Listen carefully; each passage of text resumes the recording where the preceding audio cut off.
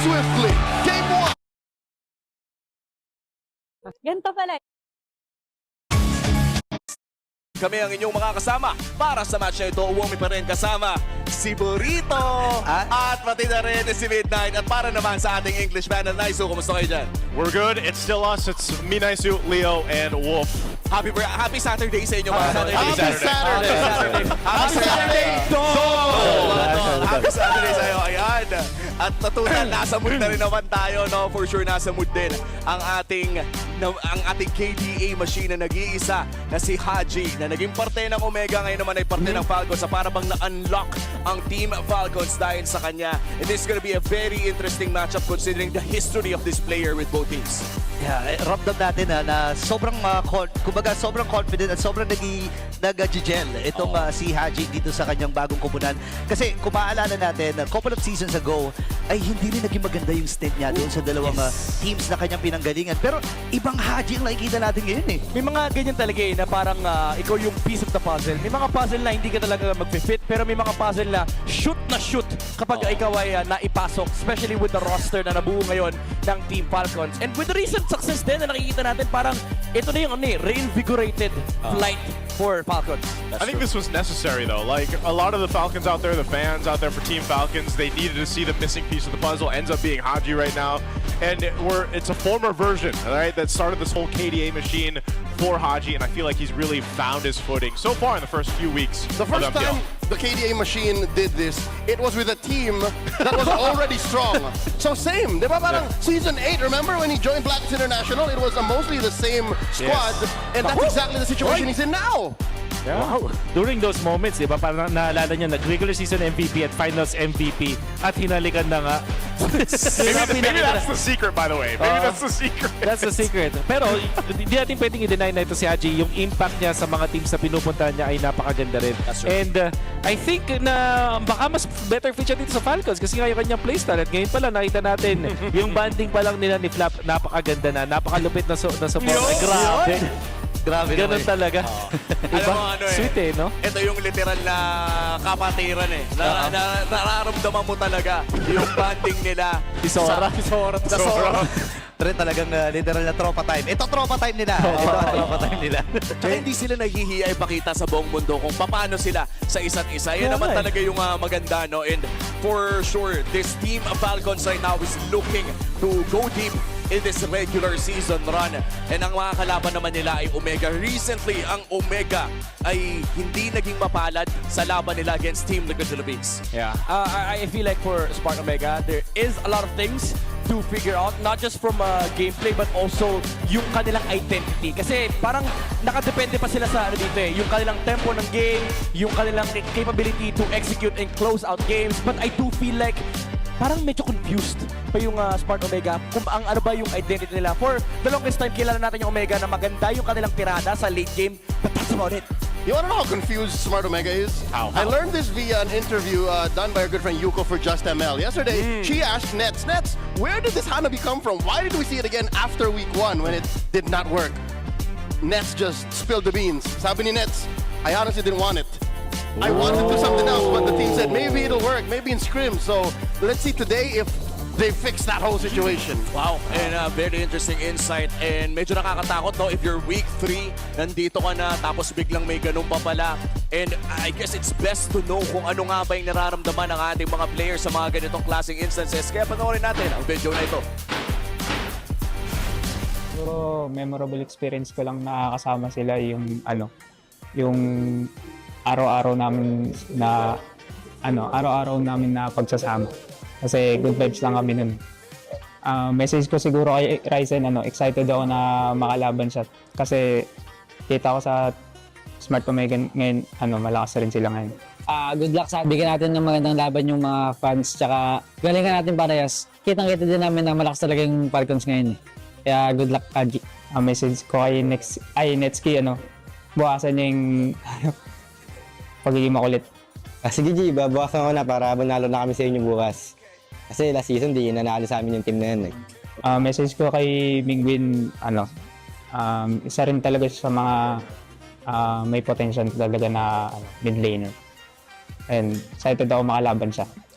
Una-una, masaya ako na nakikitaan niya ako ng potential. Siyempre, si Haji yan, marami siya napatunayan sa MPL. And yun, excited din ako makalaban siya kasi nga, nakita ko talaga na isa rin siya sa may factor bakit nanalo yung Omega last season. And nakita ko talaga yung contribution niya sa team. And gusto ko ipakita sa kanya na hindi ko lang kayang gampanan or pantayan yung ginagawa niya, kaya ko hinggitan yun. Wow. Napakagandang mutual respect mula sa dalawang mid laners na napakinggan natin. One acknowledges potential, one acknowledges history. Ibang klase ang magiging laban natin ngayon sa mid lane. Bitaw pa si Netsky ng historical data. Pumukpe. Oo, napuke na wala pang panalo ang Team Falcons laban sa Smart Omega. And medyo confused din si Haji rito kasi dalawang green. Balita ko favorite color niya green eh. Legit ba? Sabi ni Edward last week. Wala ka daw eh. Well, bukod sa mga nalalaman natin mula sa ating mga ibang interviews, mukhang kailangan na nga nating malaman din kung ano nga ba ang gagawin ng ating mga teams sa laban na ito. Punta na tayo sa ating haul, ang Infinix Keys to Victory. Kaya nyo ba bang gaya ng ating mga iniidolong content creators? So, hindi na. Kaya ba naman, kaibigang Umi? For Smart Omega, kailangan nilang alagaan ang kanilang mga jungle camps. Dahil sobrang importante ngayon na tignan mo yung river control dahil usually ay ang galaw talaga ng mga teams ay nag-i-invade. And isa rin ang kailangan nilang titigan dito ay ang kanilang draft na hindi ka pwedeng pumili ng hindi S-tier or A-tier heroes dahil napakataas ng punish potential lalo pa kapag mabagal lang inyong mga clear at pati na rin yung fast tempo heroes na nakikita natin sa meta ngayon. Kamusta naman ang Team Falcons, Wolf? Hey guys, what's up? There it is. All they have to do is to watch out for forced fights around the objectives. Kaya ba? Di na, hanggang doon na lang talaga. Wala talaga. Next week. All right. But we also know na yung mga objective team fights na kailangan i-watch out dito ng Team Falcons kasi to be fair, Omega, kapag nahanap naman nila yung mga fights around those neutral objectives, they are actually being successful. You still have to respect that despite yung Omega having this record in the MPL. And lastly, yung early game victory. Tingin ko lahat ng teams na nananalo sa Omega sa early game ay sobra-sobra yung success. They can really put a dent dun sa mentality ng side ng Omega. I feel ko na nahihirapan ng sobra, parang nanenerf ang Omega kapag nalugi na sila sa early game. Kahit 1,000 gold lang, manakawan lang sila ng konti, dire-diretso yung pagbagsak ng Omega. Yep, and I think early game will be the key here sa laban na ito considering how snowbally the game could get. Nakita natin yan sa ating match number 1 at now sa match number 2. Real quick lang boys bago tayo magkahiwalay again. Sa tingin nyo ba ay down to 3 games to o 2 games na ulit? Sulitin na natin, 3 na natin. Depende kay Dol eh. Depende kay Dol. I say 3. Let's go 3. Kay birthday girl. Hey, birthday girl. Wala na. And then, ganito I think Omega has to take it at least to 3. If they're not gonna win, pressure lang. Para lang may something na panghawakan yung barangay. Ako parang mas gusto ko dito yung 2-0 kasi parang pinagpahinga si Idol eh. Birthday niya So hindi nagpo-proc yung passive niya. Wala na siyang passive. Ano ka ba? It's Redmar now. It's Redmar. Si Redmar Leo now. at si Redmar. Oh, hindi. Ito tsaka si Me Remo and ba? Redmar. Me and Redmar. Magkamukha lang kami pero... Well, hindi na halata naman. Minsan nga pag tinitignan ko yung English Manil, hindi ko alam kung sino si Leo tsaka si Naisu, di ba? Totoo din naman. Understandable. And 4-hour match, medyo mahirap din tignan. Parehas screen. Parang kayo. Parehas sa parehas. Maraming salamat, English. At nandito na nga tayo sa ating pangalawang laban. It's gonna be Smart Omega kontra Falcons. I-welcome na natin ating mga players. To ensure the integrity of the game, let's welcome our marshals, Chico, Patrick, Joshua G, and Luis.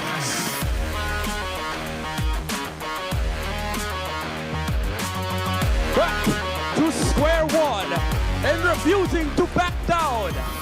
Barangay Magingay para sa Smart Omega!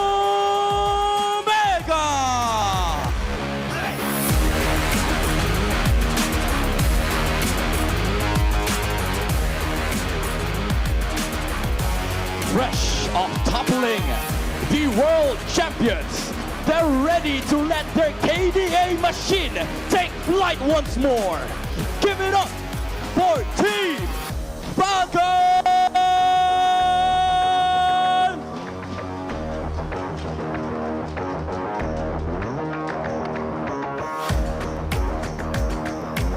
And of course, our head referee, the Job Master, Sant.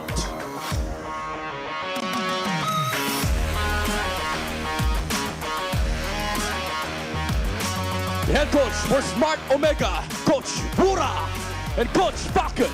Sorry, Team Falcons, Coach Brett.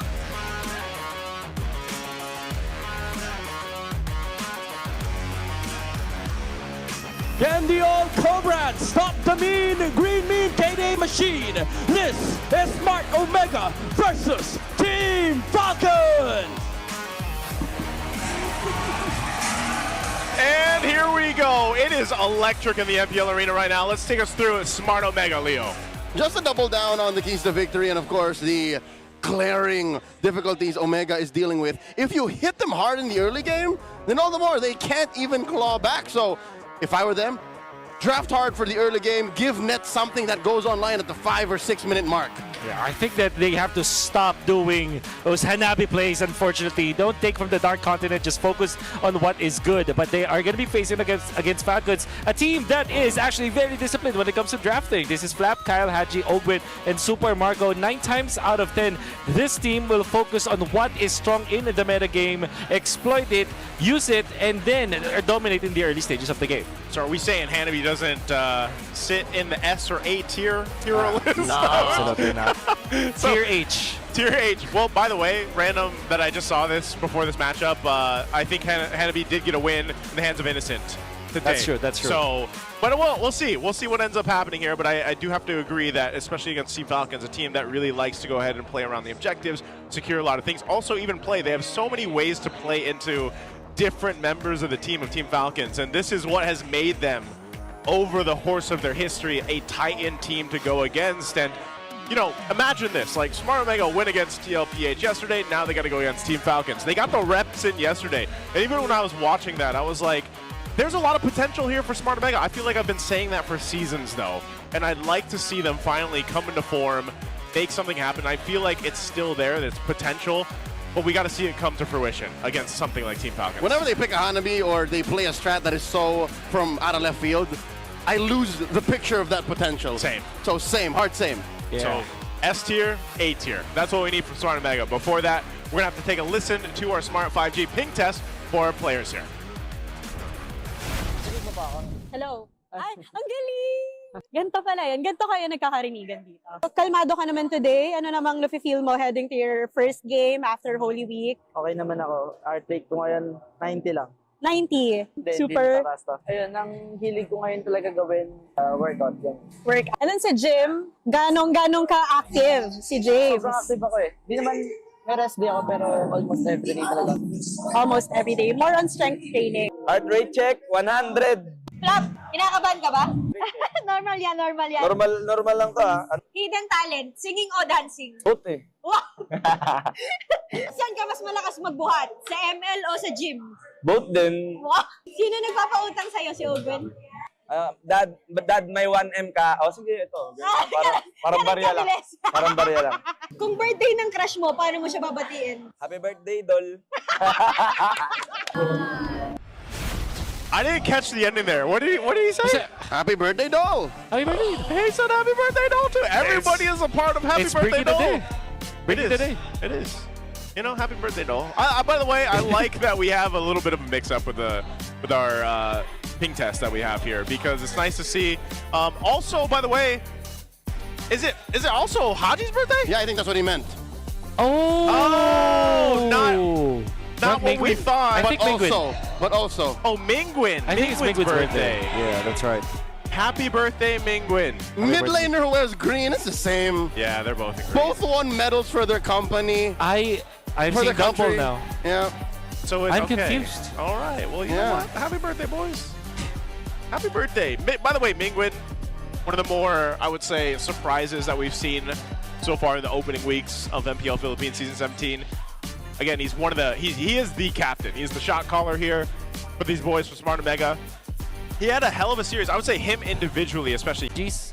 And I know that because that's really the reason why we lost most of our matches back in Season 14. Because, that's what it felt like. You cannot 14. Because, that's what it felt like. You cannot undermine yourself. You put yourself in a position where you think that the only way for you to win is through pocket strategies. And I don't think that's the right way to go. So they're losing on the mindset front alone. Yes. So look at Falcons and say, y'all ain't Titans. Y'all ain't world champions. Y'all ain't SEA Games gold medalists. Yeah. You're the same as us. There's a saying out there that basically you just take it one game at a time. Yeah. Something like that. Something like that. One play at a time, one game at a time. Why didn't you tell him that? Why? Like seasons ago. You should have heard Yeah, why that. did you tell me that, Naisu? Or you tell Mega now. Because I maybe we weren't as close then. Oh, yeah. And now I can tell you whatever I want to tell you. That's right. I'm in the north and you're in the south. That's probably part of it. All right, let's jump into the draft here. Game Yeah. 1. Wolf, I'm telling you now, take us through this. All right, so I think that the Jushin as well as the Yiv not being part of the picks now will definitely shape this up because that means that the Valentina will be the highest priority for both teams. No Freya out there. There is a lot of assassins though that can be played out. There's the Suyo, Harley, Leomord, they're open. Fredrine. And Sora is also open. So with that, the Valentina is the first pick for Omega. Makes sense. Block out that Sora. That's right. Yep. And if you're Falcons, you pick up Harith or Claude. Or Carry even. Maybe high priority Carry on Falcons. Yep. And then probably you still pick up the Sora, I feel like. 4 out of 5 pro players, even coaches, would name Marco as their carry. That's also true. Ask him first pick. Who is it? Carry. That's Marco. right. Actually. That's oh, it's a Guinevere. Okay, why the Guinevere though?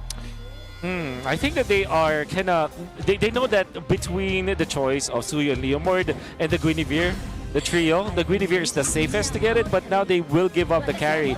And it has a combo with this Kalea. Already, I'm really liking this combo coming out from Omega. The 3 picks that we are having, we prescribe that they should go for the S and A tier heroes. And not only that, they are getting the S tier heroes with S tier combinations as well. Carry as well as the Kalea. That's such an explosive duel. Yep. And with the Valentina taking the Farsa's Feathered Airstrike. Like, Oh, yeah, you're right. Almost auto kills. Another combo. Yep. Yeah. So like what? Again, magic number, 6 or 7 minutes. 7. No, 6 or 7 minutes. Even the carry can join fights. Because all you need is like just one item. That's right, that's right. Guys, we need help. We need help, there's, like- there's some like 6, 7. We're too Gen Z for our own good. yes. That's right. All right, so now you still pick up the Harith now if you're Falcons. But okay, so this is where I really don't like it. The Claude picking it up against the carry already. And you already know that that's happening, and then you're gonna be facing up against the Valentina primary predator of the Claude, especially the latter portions of the game. Now that the teams are not actually utilizing any defensive items on the Claude, only going for Rose Gold, Meteor, or not even the Athena Shield, The one. it means that the Claude can, the Valentina does have a lot of ways to deal with the Claude. This pick coming out from Falcons is very, very problematic for me. Yeah, at best, like when you're thinking about defensive items, Claude builds a Wind of Nature. Wind of Nature. That's it. Winter Crown maybe, but Winter Crown. And then- RGM. yeah. RGM, that's right. And you're most likely going to have probably 2 Purifies over here because of the Kalea also Yeah. across from here for Team Falcons. So they're going to hone in on some of the jungle picks Yeah. for Ryzen. And Are they forcing him on the Suyo? yeah, maybe. Yeah. Again, this is it's like the hierarchy of fighter Yeah. junglers like Leomord, Suyo, and Guinevere. They're technically like in the middle. They're not assassins, they're not utilities, but they kind of supplement. They're in the same realm, I would say. Guinevere is the safest. It's like you're not countered by both Suyu and Harley. Yeah, surely those heroes can eventually outplay you, but when it comes to like being active in the early game, being uninvadable, if that's even a word. Uninvadable. Yeah. Impenetrable. Yeah. Impenetrable. Yep. But yeah, that means that you can farm in the early stages. So what you do now if you're Falcons is maybe no more Baxia, so maybe you just ban maybe Uranus actually. So that they buy the Suyo, still buy the Suyo. So they're giving up the Harley for this one. Guess they're not forcing him on the Suyo. You can pick the Harley, like you mentioned, if they want to. Ryzen, what else? I mean, Leomord as well. Like, you could still technically... It depends. It depends really. I feel like because even Ryzen himself is surprised at people with what he decides to pick up based on what they're facing. And they've already got a really solid first 3 picks. So I think that'll be really telling now for this red pick 4 here for Team Falcons.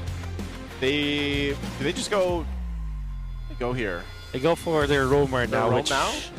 I would recommend the Gutted Catcher, but it was already banned. No more. Maybe Hilda at most, or Grok actually. But then they're also giving up the tech charge. So something very, very safe, I would say. They just go with Kaja. You're giving a bit to the Valentina. Oh, You're yeah, giving so Valentina. much. Something like I think the Khalid might be the better option here. It's like you don't really give like a big ultimate to copy. Or a glue, actually. The glue makes a lot of sense. All right, they pick up a glue. That's a pretty good pick, actually. And what's good is since yesterday, and Novo played it like weeks ago, Yeah. Rome glue is becoming a thing. That's right. So This we is a still flex. don't know. Yeah. This is a definite flex because they're left with Rome and XP, so that's such a great pick. Mega looking for they kind of have to look for damage on the XP and then tank ability on their front lines, or vice versa. If they pick up Harley, they will pick up something along the lines of Uranus or a Sora that's quite in the middle. I'm surprised Actually, the Sora Sora is- went through, yeah. Yeah. What if they go Uranus Fanny? Wow. Ryzen Fanny? Alright. Oh, never Yeah, mind. this is Harley Uranus. I got half the deal. It's because APBR did that earlier today. That's right. And there was some merit to it. I think this is better just because like going along the lines of the S tier, A tier. Yes, might but as well go. absolutely. And going fast. And going fast. Because Uranus, this is his speed. Yeah. Whatever. he spawns into the map the way he is the whole game. Yeah. Like, yep. Doesn't change, man. So actually, Arlet now for Falcons is not really a bad thing. I think I really like it for Falcons. But there's also the Alice that you would give a lot of frontline. Like you have 3 beefy dudes that can dive. But yeah, Arlet is such a, as expected, Flap will pick it up. Now, I think Omega have chosen the more balanced route, and I really commend their lineup for it. If we are again just about to cover both of the team's names and the player names, I would still go for Omega on this one. Maybe the trump card for the side of Team Falcons is that they have both the Guinevere as well as the Arlott, which will have so much win conditions in the end, right? Even if they don't have the better quote-unquote lineup, because of the fact that they can have explosive plays on these heroes, maybe they can overload the stuns and eventually dominate Omega in this one. We'll see if that comes to fruition here. Don't forget, Superfans, you can scan that QR code that you saw earlier on. Scroll away. Scroll back. Scroll back a bit. Scan it. Predict. You get a chance to win 1,000 MLBB diamonds. That happens every match. So stay on top of it. You saw the prediction. It's heavily in favored for Team Falcons here with this one. Almost 80, was it 84%? Something like that, close to 90. Yeah, close to 90%. Let's see exactly what happens here as we jump into Land of Dawn. It's our second match of the day for Superfan Saturday here. We'll find out if we get to extend to a 3-game series or we end up in a sweep again. Smart Omega looking at everything we talked about in the draft here, and what Wolf broke down for us is going to be the test, I would say. Well, a lot of poking happening on Perxiva. He's a Kalea, so he's fine. Yeah, he's gonna be fine. I think you really have to respect this glue roam now. Maybe this is something that this is probably the reason why in ranked games right now, if you're playing a lot, it will be one of the priority bans because there's it's such a strong roam role now, and it can also be played in the EXP. Such a great first pick or priority pick for anyone because of how much it can impact the draft. Yeah, it's not as much of a confirmed -1 as a Kaja, but it has the sustainability. Yeah. Oh, you're seeing there again how weak a Claude is in the early. I played this matchup earlier today. It's pretty miserable. It is miserable. You can see what. Oh! Perxiva with the flicker! Taking down Haji. First blood served up to Ryzen.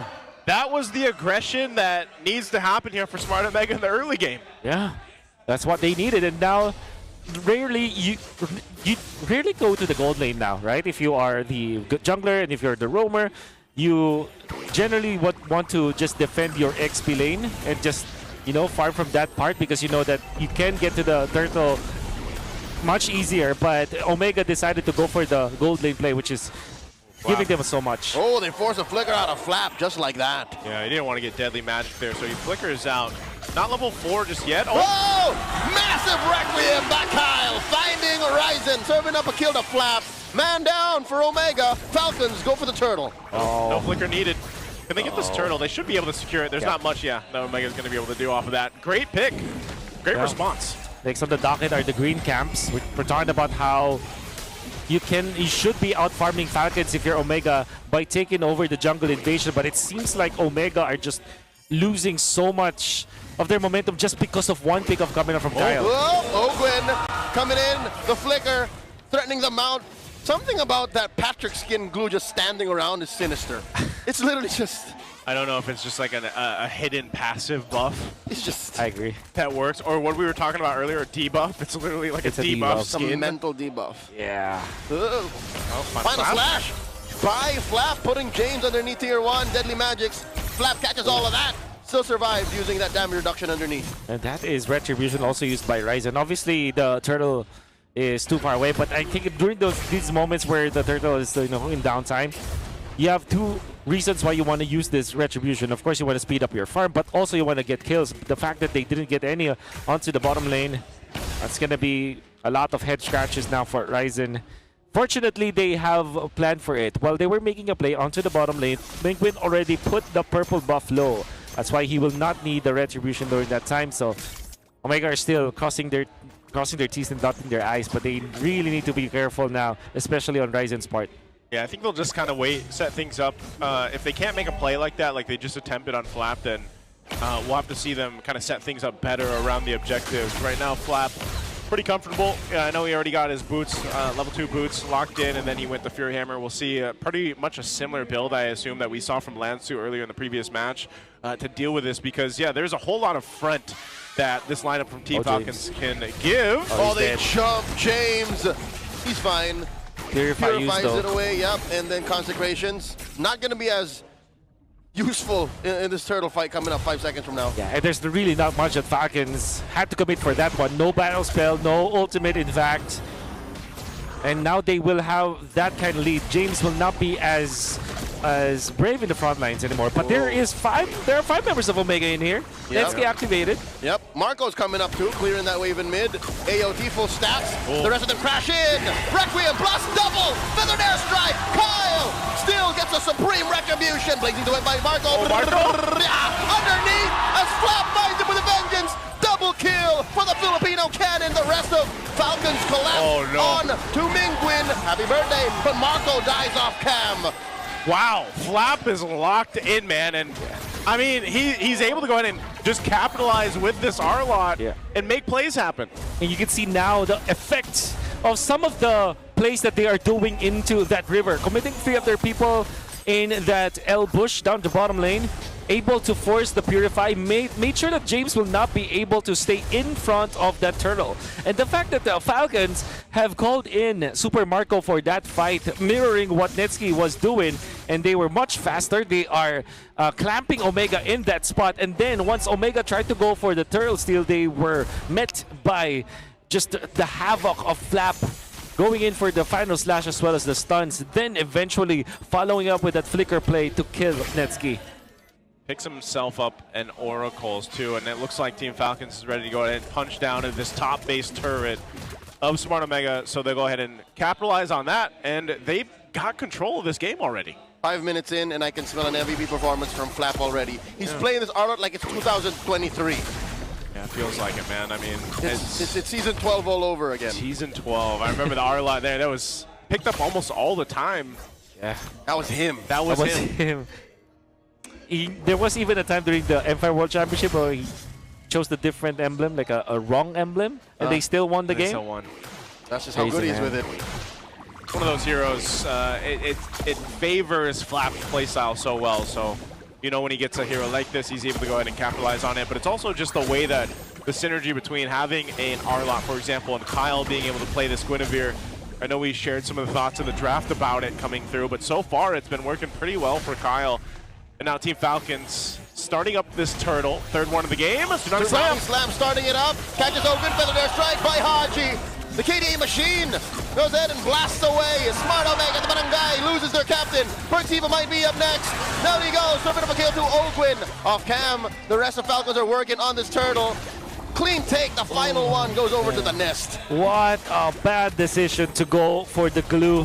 Ogwin is probably the worst target to go for.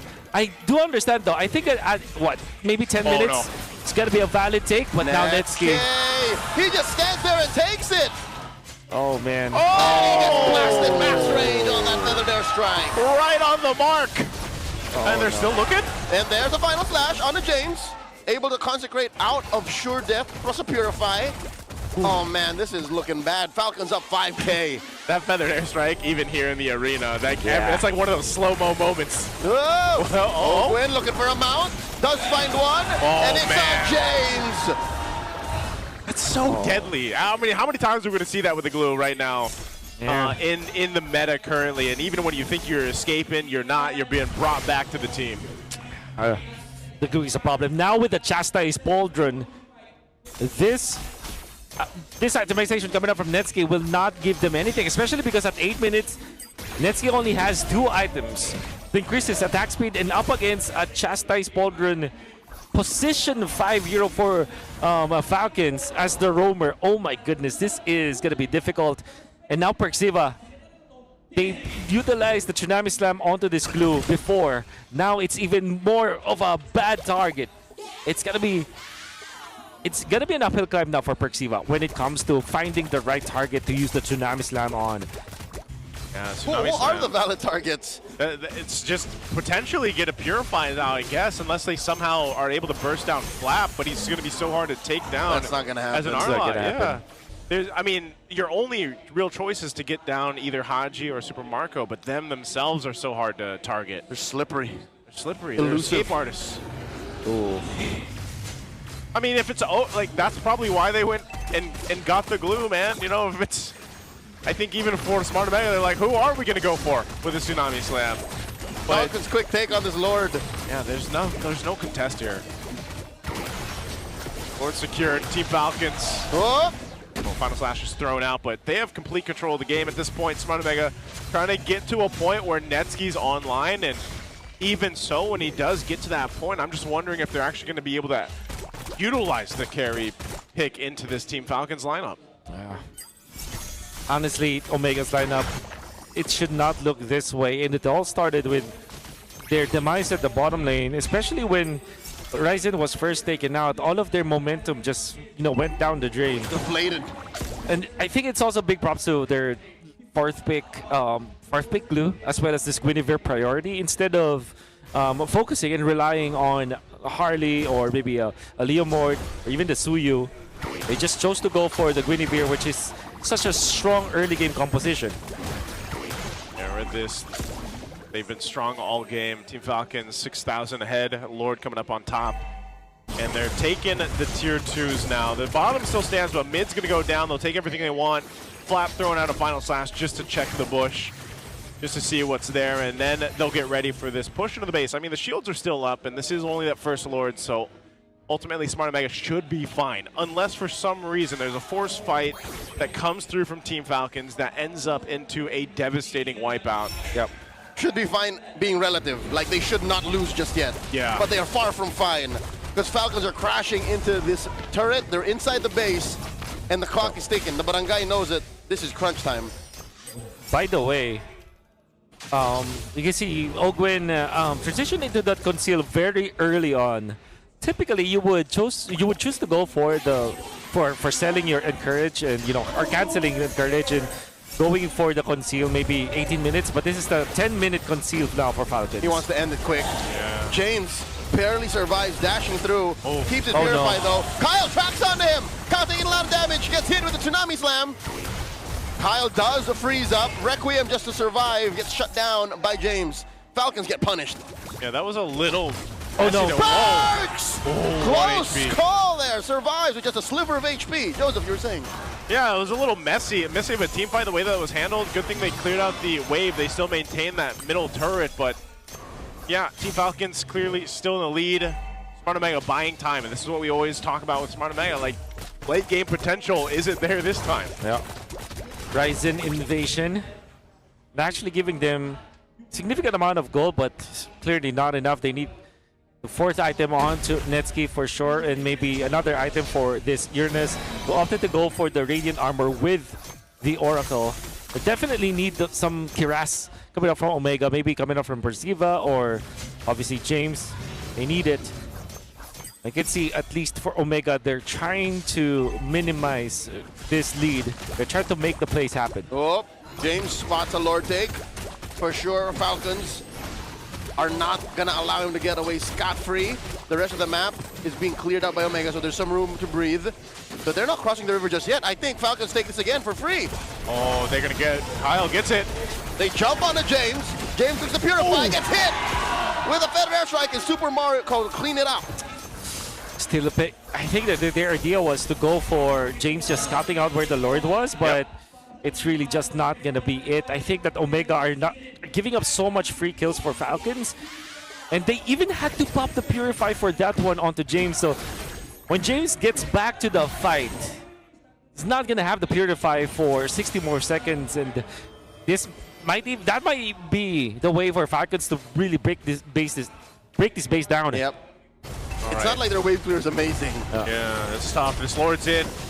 Can Smart Omega defend this? Open with the conceal, the flicker in. He repositions, finds a mount. Feather airstrike coming through. Flap takes down Ryzen. Exploring into the jungle, blazing the web by Marco. It's just a matter of time. Marco! Next up is the base. Marco getting blasted down by Mingwin. But Falcons take it swiftly. Game 1. Great idea coming out from Omega for the defense, but that is again them punching from behind. They are corralled and cornered by Falcons, and they had to be creative, but it wasn't enough. Flap was ready for that one. Super Marco was also ready for that kind of backslap play, and they have punished them afterwards. Super Marco proved to be really good in the end, and the entirety of Team Falcons just rode off of that momentum in the early stages of the game. He knew. He was like, I'm just going to lock onto the base. We got this. It was a bit of a, there was an attempt there for Smart Omega, but I think they knew the writing was on the wall, essentially, for this game 1. And, you know, they were almost just at a point where let's just see what we can do. Let's see what we can make happen. And it just fell apart so quickly for them. I think it was a 5D play, that last moment by Falcons. Like, Marco's, kill me, Mingwin. Look, don't clear the waves. Kill me. So it was going to happen either way. It's just, you're right. Every little decision, even in that final base take, made a difference. It mattered for Falcons. So again, I think Omega need to work on their fundamentals. Yeah. There's something, That really sounds so harsh, but I do agree with it. It's Omega is just feeling lost. Oh, there it is. The 5-minute MVP call. You call, 5-minute MVP. Oh. That's full the combo. That's the combo, by the way. That was the full combo. That was the full combo.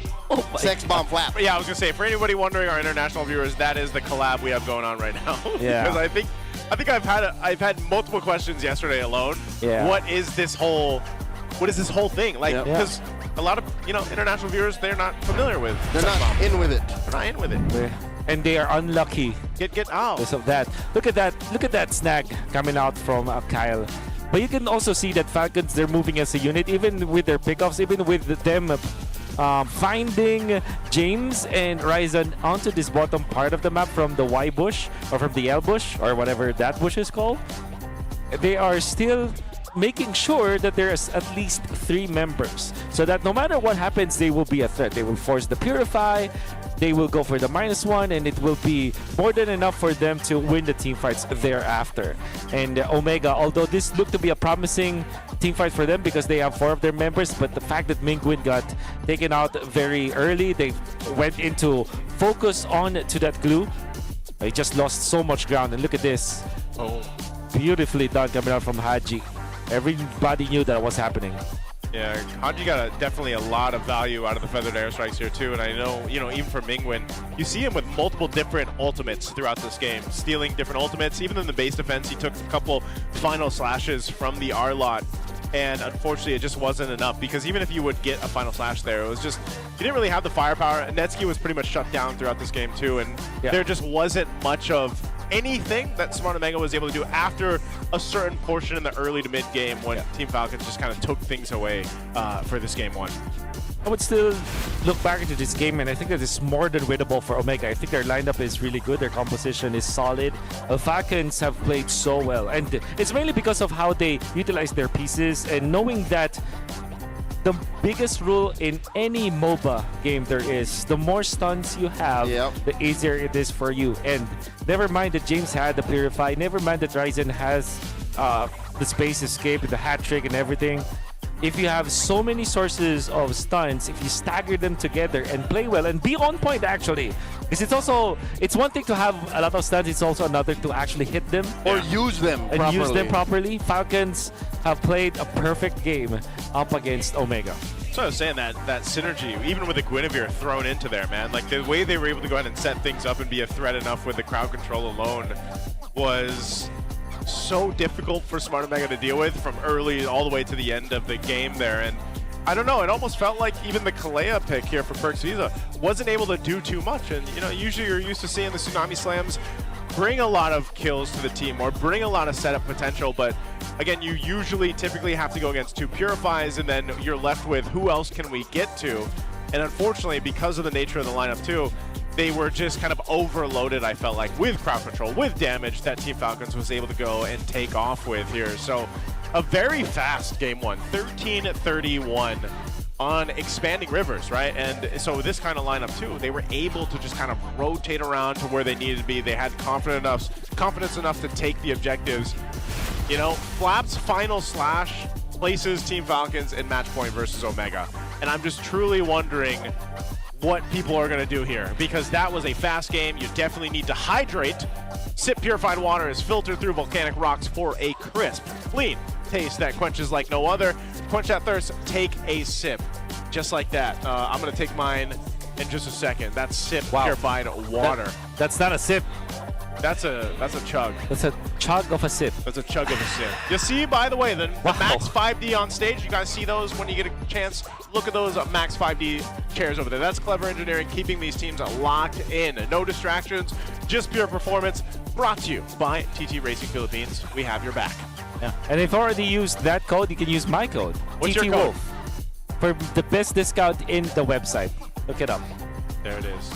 Use Wolf's code, or just grab yourself a Max 5D. But right now, we need the power pose. This is probably one of the better power poses for Smart that we've seen. Can we get some Smart power poses out there? The lip bite. Note the lip bite. Got to do the lip bite. You have to. The lip bite is a key part of this pose. Okay. Flap's got to approve. Lip bite, lip bite. No, we need a lip bite. There you go. It's a clear winner. There's a clear winner. They knew. They're like, he's got the lip bite. This guy's about to bite his lip off. Good job. Congratulations, sir, for the power pose. There you go. Smart power pose. Going for it again. Yeah, just hold it. There it is. Okay. You're good, sir. Thank you. Right. Thank you so much. Congratulations there. Smart winner. Smart power pose. You know, one of these days, I'd like us to do the smart power pose. Get a chance to win too. But right now, super fans, here we go. Did you know men are 5 times more prone to dandruff? Don't let flakes ruin your focus. Power up with Clear Men. Its triple cooling power gives you 100% dandruff-free hair. That ultimate fresh feeling. Get it now. Supercharge with Clear. They Will brought I out the be red carpet. will I be as beautiful as James Banks? Cannot guarantee that. But you will be dandruff and flake free. Yep. And that's good enough. And that's good enough. That's the close first you step. can get to, you know, being as fresh as James Banks. Yeah. Yeah. Definitely. Jimmy James. Wolf. Jimmy James. Yeah, Jimmy James. See, I think even over on Tagalog, they're answering the question that Burrito asked. Because Burrito's got the nice haircut, man. He's got the nice, like, mullet going on. He's got a 8-inch mullet. An 8-inch mullet. Wow. Yep. That's very specific. Man, could you imagine Midnight with a mullet? I think Midnight could pull it off. Yeah, I think you could pull it off. I think we could all pull it off. I'm sure there's an AI edit somewhere. With all of us. The Mullet Professional League? The mullet. The MPL. Oh, yeah, MPL. I'm sorry. I'm running a little behind I here. think you would rock. You have to have your sip. I haven't had a sip I think yet. you'd rock a cool wallet too, dude. It's kind of growing there, but you know what? Before we move on to game 2, and before we talk more about bullets, let's go ahead and throw it over to this. We got a little special video to take a look at here. Let's see what the Wall of Legends has for us.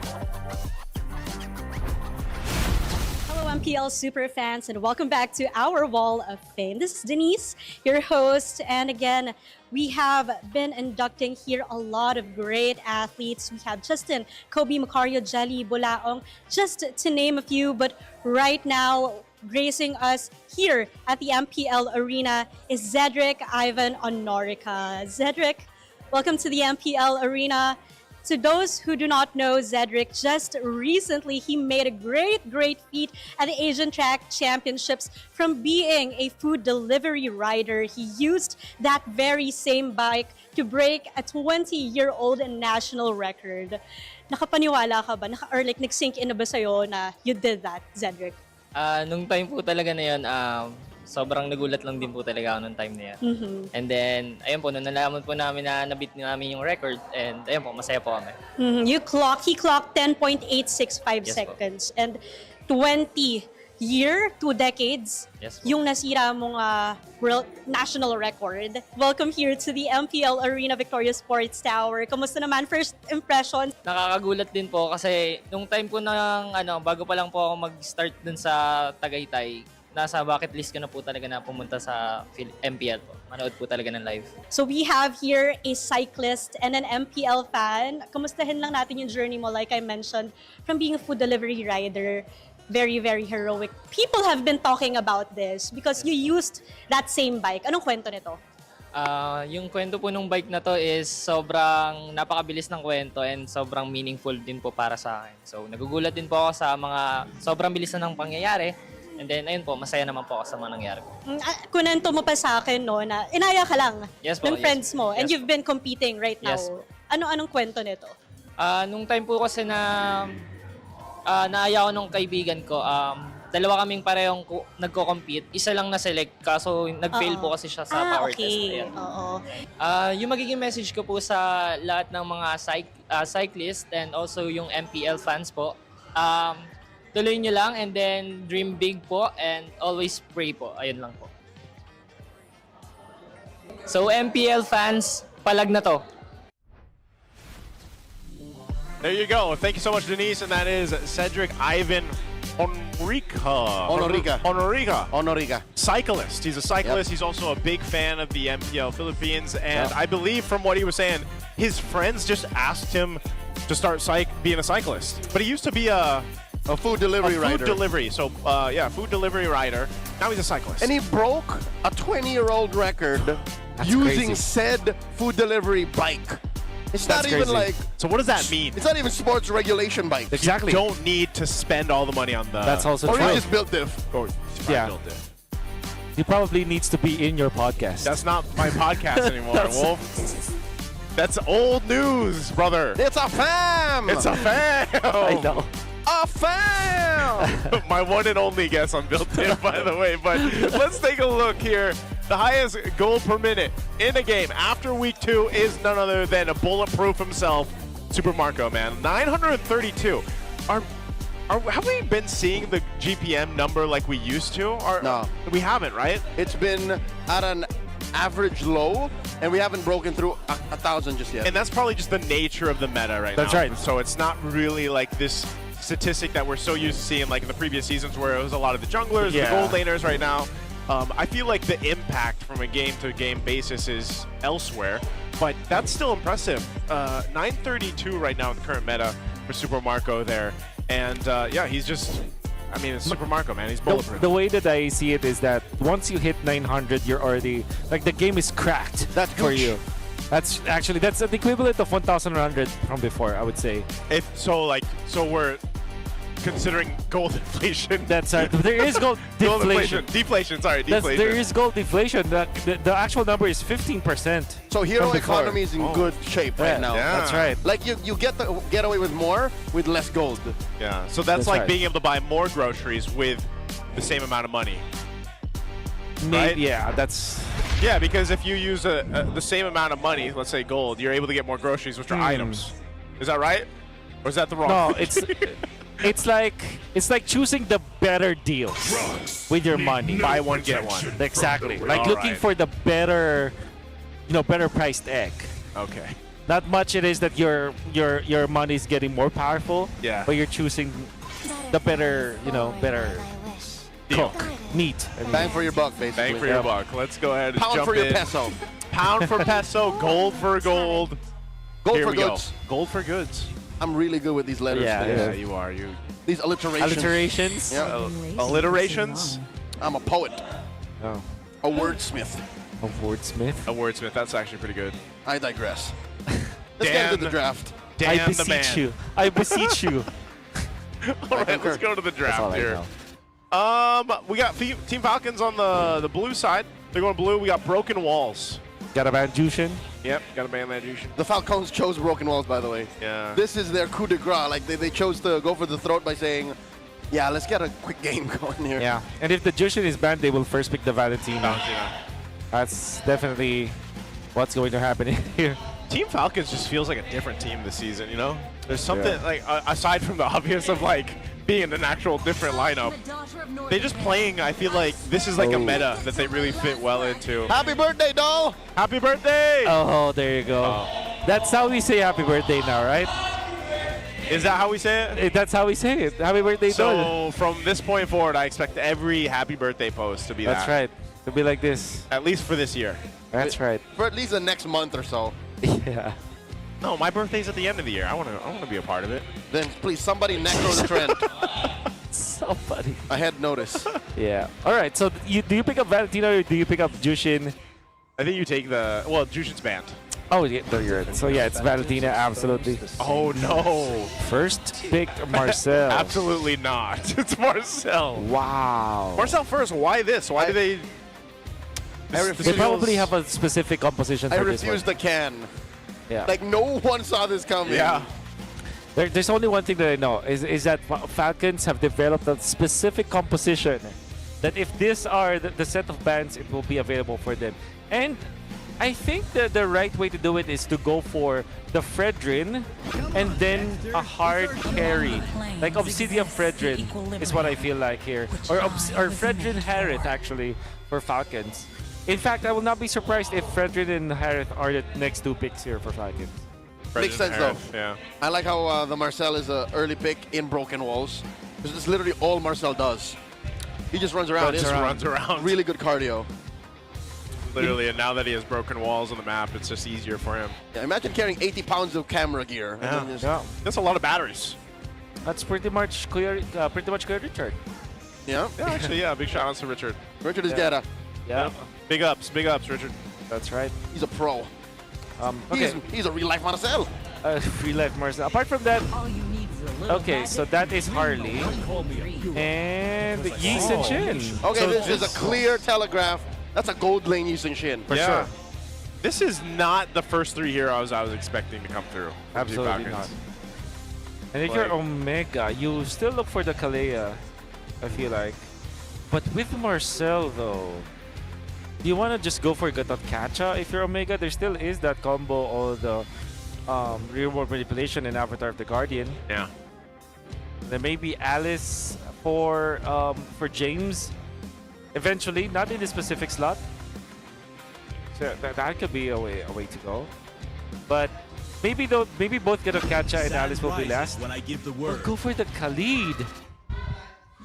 Khalid? No, okay. This is weird because what happens now is you want to chase where Harley is, but you're gonna get constantly poked by this Marcel. Yep. Both teams are actually drafting from out of left field. Like they're both pitching with the wrong hand from what we expected. Yeah. This doesn't feel like It doesn't feel... a follow-up game from what we saw in game one. But maybe this is also just kind of, in a way, like a testament to Team Falcons being like, you know what? We have adapted through so many metas at this point. We can play a different playstyle from game to game because this is a very different playstyle than what we saw in game one. And it's a bit of a wonkier start, but we'll see how they round it out with the last two picks.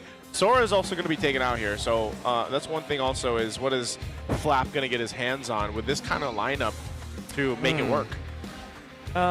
With Flap, I think that you would rely on tanky heroes now because you're not getting that from Marcel in the early stages. You're not getting that from the jungler as well. You need some sort of frontline for Falcons. You need a wall. Need a wall. And I think that the best wall that they can get is Alice, I feel like. Because that will allow you to go to the backlines and counter deceive. But there's also that factor of going for the phobias actually, so that you forego any sort of tank. You will now go for sustain. Yeah. So you're not that tanky, but at the same time you can stay as long as possible in the team fight, and you also have that knock-up that can eventually be a way to nuisance for the Claude. Okay, let's see what they end up doing here. Last ban for them. Interesting too that Selena gets banned out. Last ban from Smart Omega. So, Oh, what was that? Oh, maybe because of the Eve. It might just be left with the Farsa for Falcons. But actually, you know what? Maybe they go for the Kagura, which will be very, very good for Falcons. Do you have room for Zetian? Yes. he has room for You a do Gord. have room for Haji Zetian. could play a Gord. Or Gord? Haji could play a Gord. Dare I say? Dare I say. Him and Sean are about the only ones, especially since Few's gone now. You know, it's they're about the... Wait, am I seeing double with the... Is the Valentina still open? Yes. Valentina's still open, yeah. Then Then go you for can do the that too. Valentina. Could go for the Valentina. I don't know why we jumped so far off, but yeah. All right. So Omega now will have to... Oh, they snatched the phobias. I think this is smart. It's Smart Omega. Smart Omega. I think it's good. Yeah. Yeah, I think Falcons, you go for Valentina and Alice or Valentina and Uranus. That makes total sense. Valentina, Uranus. Yeah, they need some tankiness here. Then what will be the last pick for Omega? I suggest the Valentina, yeah, since you have a confirmed ult steal at least. Yeah. For two decent ults. Yeah. And then you have some good early to mid game pressure. Yeah. And it's magic damage that you can compound with the Harley. I just don't want to see Flap on a Uranus. Like, I would rather see him on something else. Like Alice. Yeah, Alice. I don't even know. Go as far as saying the Benedetta? No, Benedetta, but... Nah, they need a tank. Yeah, they need a tank. Yeah. There's the Alice. There's the, okay. Valentina. That was Alice. Okay. Yeah. Magic Mommies. The Magic Mommies. This Now- is literally a very magical lineup. Yeah. Like, aside from YSS. the Isinchin. Now, if you're Omega, you can't easily go for an assassin. I don't think that they will pick up the assassin. They will have to go for a utility here. But what is left? You still have Fredrin though. Fredrin Phobius, not a bad duo. They're thinking about the Joy. Oh, so that is Leomord. Alright, Leomord. I just don't know if there's enough burst for the Leomord to clean up. Maybe from the Claude eventually. I sincerely don't like the Leomord in this scenario because of the Marcel. And the Yeah, idea it's is so awkward. It is so awkward. You get mini stunned all the time. Yeah. And then You could even miss your Barbiel, like your Phantom Seed. that's also true. You were trying to run into it. And, Yeah. oh. And if you already are mounted, I will just pop the golden now where I waste time in your ult. Yeah. I just don't like it. Look at their lineup rating, though, man. This. That's because mechanically speaking, Yeah. there's so much going on for Omega. Okay. To be fair, they have the S and A tier heroes though. So Yeah. The lineup from T Falcons reminds me of like something you see in one of your games. You know, like you jump in with and you're like, all right, yeah. let's make this work. But it's quite devastating, especially with those last two picks, the Valentina and the Alice coming through. Yeah. For this, a lot can happen, especially depending on what obviously ultimate you take. There's some good choices here. But let's go ahead and find out. We'll jump into the Land of Dawn. It's game 2. Are we going to see another sweep? Or head on over to game 3. Smart Omega definitely has a strong lineup. Can they execute it here and make it work? Ooh, Ogwin. A lot of damage on Ogwin this early. Yeah. Typical Marcel gameplay. So he went for the Quantum Charger, the tank emblem for Ogwin this time. I wonder what his choice of blessing will be. Whoa! Early flicker forced out of Marco. So I really, really like this coming up from Omega. The Yizichin is naturally better versus the Claude, as with any other hero out there. Like you just win, as in just winning gold lane? Yeah, like Claude just does not win the gold Oh, lane. yeah, Oh no! Perks here, put down to an 1/8 of his health. Yeah. Quick sand guard to the face, he's fine. Yeah, but the fact that they called in the Claude, sorry, they called in Perxiva to go for the Claude and force the flicker, I think that's really a good idea. Now Ogwin wants to return the favor, and he's not going to be denied of one card. Okay, so a little bit of aggression to what we expect usually in the mid lane, but nonetheless, not too much. This might be one of those cases where you just kind of wait go ahead and hit into that first turtle. Ogwin, he'll be staying down on that bottom side, actually. Put some pressure there towards Netsky, but here's the response from Perksiva. And the thing is, Perksiva, because he's the cleat, obviously he doesn't have to worry too much. He can take some poke, he can heal back up with Quicksand Guard, and he's ultimately going to be okay. And that's why he can be aggressive. But now, they rotate up. This turtle's going to be up in a second. Flap almost level 4. Perksiva behind a little bit on this, but so is Ogwin. Ogwin actually just nearly level 3. Oh, Perksiva down a third of his health. Flap with a Throne of Ruin. In comes Ogwin, stopping the forward momentum of Ryzen. Ryzen repositions. Down goes Ogwin. James finds him. Going James, overwhelmed by Mingwin. Ryzen secures the turtle. Already looking good for the Barangay. As Haji with a stolen. Barbiel gets taken down. Falcons may have overcooked. Wow, for sure. That is such a weird ult to copy in the first minute. I really thought that was the RWM that they stole. That's gay. He's fine. He's fine. Yeah, I don't know if he just grabbed the Phantom Seed just because Like it was a the panic closest. a panic moment. Like one of those, just it's the closest thing that I can grab. I just hit level 4. We got to turn this around type things or what? sure. But not the one he definitely wanted to take value-wise. Yeah. Still, 1,000 gold lead for Omega. This is more than enough. I think that if they keep this kind of momentum and just make sure that Perksiva is eyeing where Kyle is, as well as this Marcel, it means that Netsky will have a much better time into this bottom lane. Yeah, Ogwin still waiting to hit that level 4.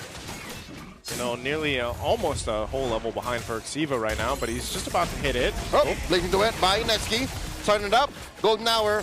Ogwin planning the retreat for Marco, but he dives into it. Mount Shocker into the Traceless to the face as Perksiva catches it all with so much gusto. And Netsky gets taken down. Deadly Magics was Marco's basics. Oh no. Overstayed there. They could have run away. Yeah. And they did not expect that eventually Kyle will be there for the finish. And the cost of this for Netsky is 1 cart, a minion at that, might even be more. That's a lot of gold that will be in favor of Super Marco, now at 2.5k. He almost got a double there. Like, it was very close. He even got the flicker out from Perksiva. So, setting himself up to have a better time in the lane, at least. This is more of a Falcons recovering than them getting into a leading position. Because you look, Omega's still up 500. Omega's still first to rotate into the turtle pit. Flap holding onto it, slight pull.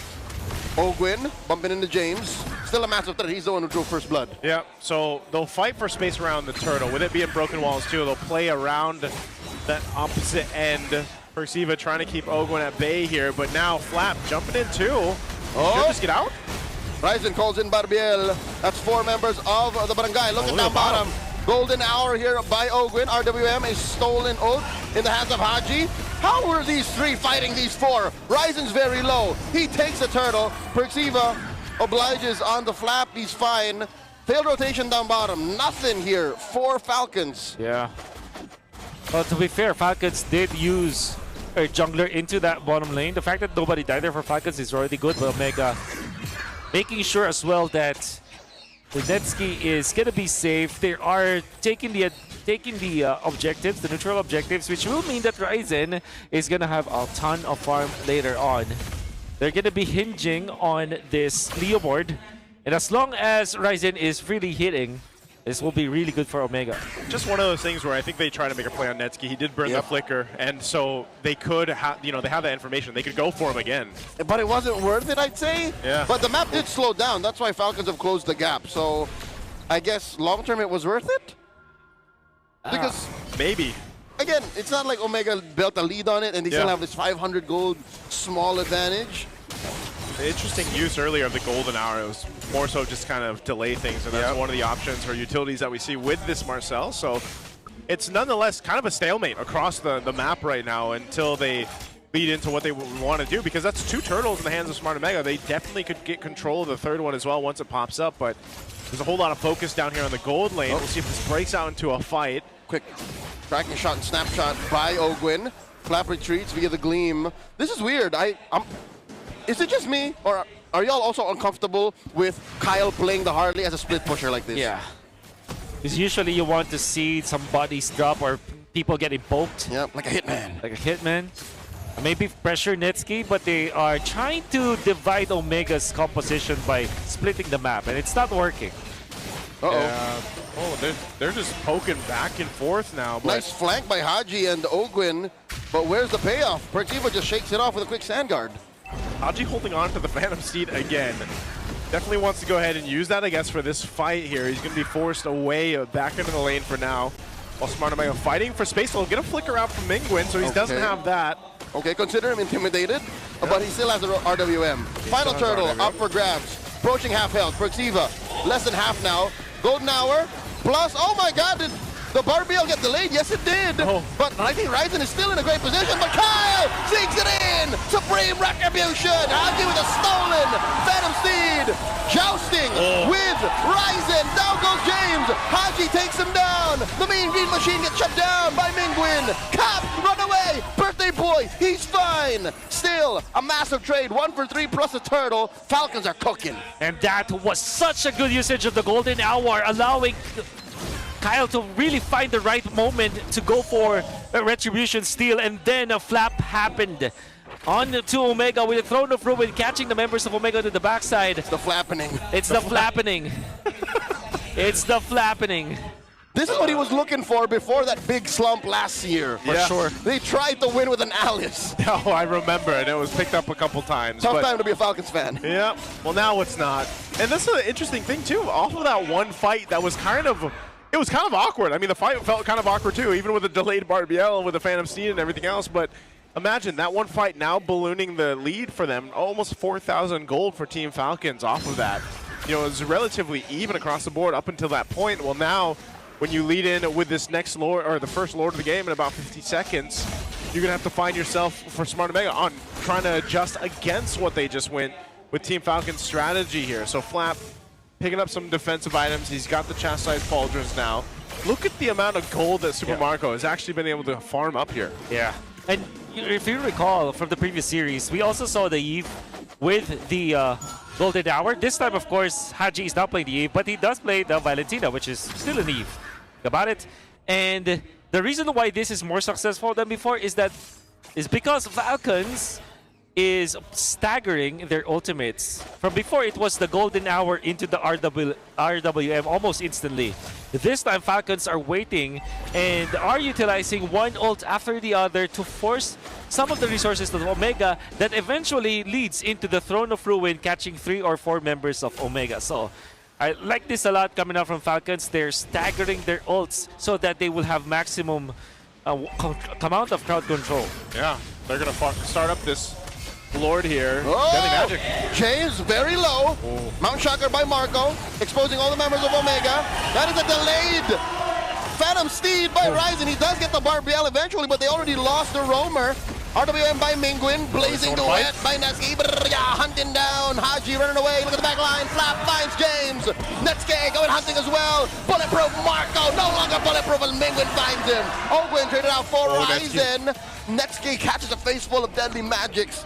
Currently 2 for 1 here. Falcons make that a 3 for 1. Falcons wins. Yeah, they win that fight. You see what I'm saying though? These fights are so awkward. Like the way that they're holding on to some of their spells, like you mentioned, Wolf, but also the way delayed the way the fight kind of is delayed because of the Golden Hour. But all this resulted in Team Falcons just losing 1. That was Super Marco, but they got themselves the Lord. Ogwin woke up today, and his mission is to make sure that Ryzen will not be able to play the game. Literally. Because in the middle of the team fight where everything matters, the initial salvo of all of those spells, especially with the ultimate of the Stampede coming out from this Leomord, the way that they're doing it is they're popping the Golden Hour onto just the Leomord. Like, how many times have Ryzen been stopped by the Golden Hour? Oh, Raging Sandstorm just kind of thrown out there for Tiva. Should be fine. Yeah, and it's one of those things, man. Ryzen's probably like, man, just let me play. It's so annoying. This is literally what happened in my first introduction to Marcel. I played a Leomord, and it's James here gets taken down by Cal.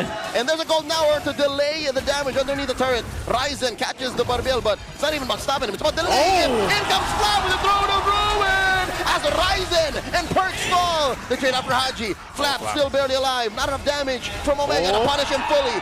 Mingwin face full of deadly magics, but he's fine. But the damage has been done. 2 versus 4. I think, fortunately though for Omega, they still have the tail end of that Holy Shields, 1142. It's worth it. I think that's worth it for sure. And they have kept themselves alive despite having only 2 versus 4. But now they're really suffering from this golden hour usage coming out from Ogwin. It's really just to annoy Omega. Yeah. And Ryzen most specifically. Kind of like, oh, you gotta wait. You gotta wait before you can actually fight us. And you know what you're seeing Team Falcons do, because of the way their lineup is and because it's just kind of finicky in a way, even when they fight under the turrets or they push themselves in the base, they're really threading the needle the way they kind of fight in, get back out, and are able to capitalize on damage and kills. I hate it. Not yet is just as deadly as no. Yeah. That's probably how it feels for Smart Omega, and that's why, you know, it was interesting when we loaded up into the game. These are some S tier, A tier heroes that are picked, but the way Team Falcons is playing this lineup that we said. Oh, Perks gets flushed out of that brush, gets away, attempts it. Oh, nice max range. Quick Sandguard with the flicker at the end. He's fine. Yeah. He did get. You got a little snapshot of him, but yeah, he had to burn the flicker. And but yeah, nonetheless, I mean, it doesn't. It's more like it's a clock for Team Falcons. That's right. Some big items picked up here too for Kyle and Haji. Penguin. What? Did they just feature? That was the glowing one. Sorry, I thought that they just featured that gem, the crystal. I mean. Yeah. But anyways, Falcons is ahead by 9,000 gold, which means that naturally Kyle and Super Marco will hit like a truck against Omega. So if the golden hour pops once again, whoever is not caught in that golden hour will receive so much damage. Even James with the chastised pauldron almost drops from 100 to 0 just from one ultimate usage, and now Omega has completely lost control of this river and then completely lost control of the Lord as well. Can't even think to contest. That's just kind of the threat of Harley, though, that we've been seeing so much of. Where, you know, you're able to, even if you don't capitalize it into a kill, just the fact that you throw the deadly magic out and you get someone under half health, they have no choice but to go back to base and heal up.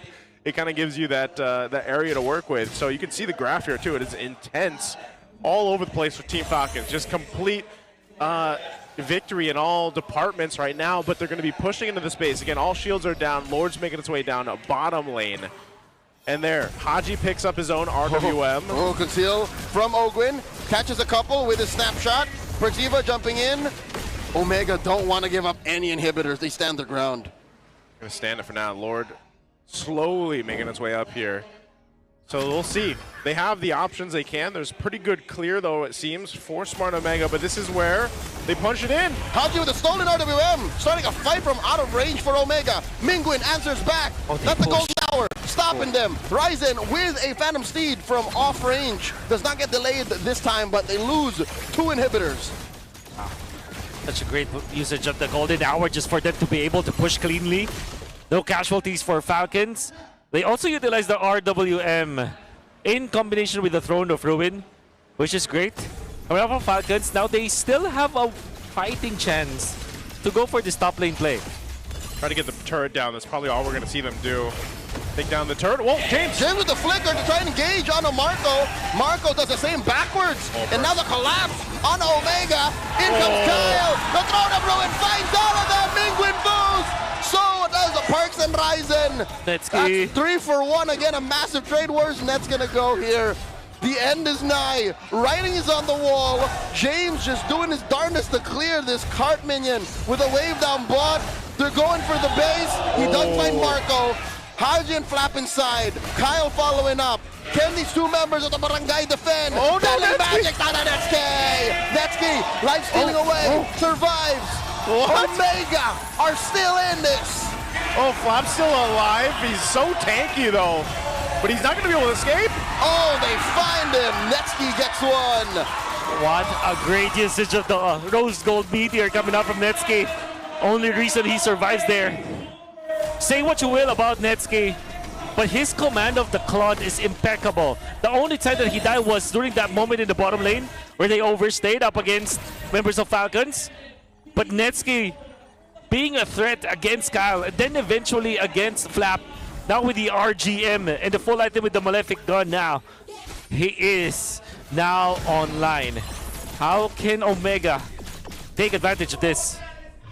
They can take advantage of this by taking this and contesting the Lord, I would assume. You know, the past two ones went freely pretty much for Team Falcons, and with that, you are going to see them rotate towards this. Netsky doesn't have a flicker for 30 seconds. James is waiting for his as well, so they might just try to take down a tier 1 turret unless Team Falcons doesn't give them the opportunity to breathe here. Deadly Magic thrown out on James once again. We'll see if he decides to go heal up, and they just try to stall this out, but it looks like they might not have a choice and just forced to fight this against Team Falcons here. Half health on the Lord. Now to a third. Quick knock-up. Netsky repositions. Soft reset. Haji has a stolen Phantom Steed. James another health, another! Ult thrown out. Gets caught with a snapshot. And he falls. Golden Hour delaying once again. Ryzen's Phantom Steed and Supermarco jumping into it. Mingwin taking down Supermarco. Alwyn finds Netsky. Massive trade, 1 for 2 still. I think Omega needed Netsky. Netsky was the key. Perciva gets hit with a Deadly Magic. It's not enough to take down the Khalid. Not enough, but that fight will go ahead and get them the Lord here. Netsky was out of the picture, James as well. They ended up trading it. So objective will be secured here for Team Falcons. Can Smart Omega pull off a defense again? Oh, what a play. It's a golden hour that actually just delayed it, and it caught both Netsky as well as Ryzen. And what that allowed for Falcons is to position themselves post-golden hour in a way that they can trap Netsky in. And I think the most important factor during the Lord when they reset it for the 18-minute Lord, a little bit of a greedy play here, but they waited for it to evolve. Haji is there to stop this. They can terrify him. Will it? Haji still secures the golden hour answered by the tip of that RWF from Mingwin. Ryzen's very low. They force out a winner crown from Flat. Flat gets flattened by James. Perciva backing on out of here. Ogwin holding through. Blazing duet serves up a kill to James. 2 for none. For the first time in a while, Omega get a winning trade. So they took a bit of a risk there, waiting for the Lord to evolve. Ends up happening, but then they lose 2 members for Team Falcons. So Smart Omega, if they wanted to buy some more time into this game, they've got the numbers advantage now. Yeah. And this is definitely gonna make sure that Falcons will not be able to push. Nope. Having only 3 of their members, no initiator. And Cal being spotted by Perks. Yeah, I think the most beautiful thing that Falcons was able to accomplish in the previous clashes that we're seeing is the fact that they're poking James to a point where it's no longer a poke, it's more of a jab, actually. From Falcons. It's a gut check. It's a gut check. There you go. It's a leg kick that could at any time break his foundation. Yes, that's right. I love it. Picking up the winner crown too. That's going to be very valuable for him against this because of what we're seeing in these team fights. And we'll take a look at the replay how that broke out again. This got a little dicey here, man. James does take so much damage too. And I mean, you have Ogwin jump on in there. A great Throne of Ruin setup from Flap, but like even this Supermarco jumps in and gets punished hard here. Like, you know, Supermarco saw blood in sight, and he just ends up getting stopped in his tracks and dies. Conceal's going to be used. Mountain Shocker as well. They'll do everything to try and take down this tier 3 up top. 1 HP on the turret, man. Delayed wave. Mountain Shocker both thrown out, threatening the Gleam. And Ogwin, of course, just says, I'll do it myself after a golden hour. Oh, yeah. Love the camera sound effect too, because that's exactly how it looks. You know, hold on, let me go hit this turret, and I'm out of here. Yeah. Quick little selfie. All right, the winter crowns now for Omega.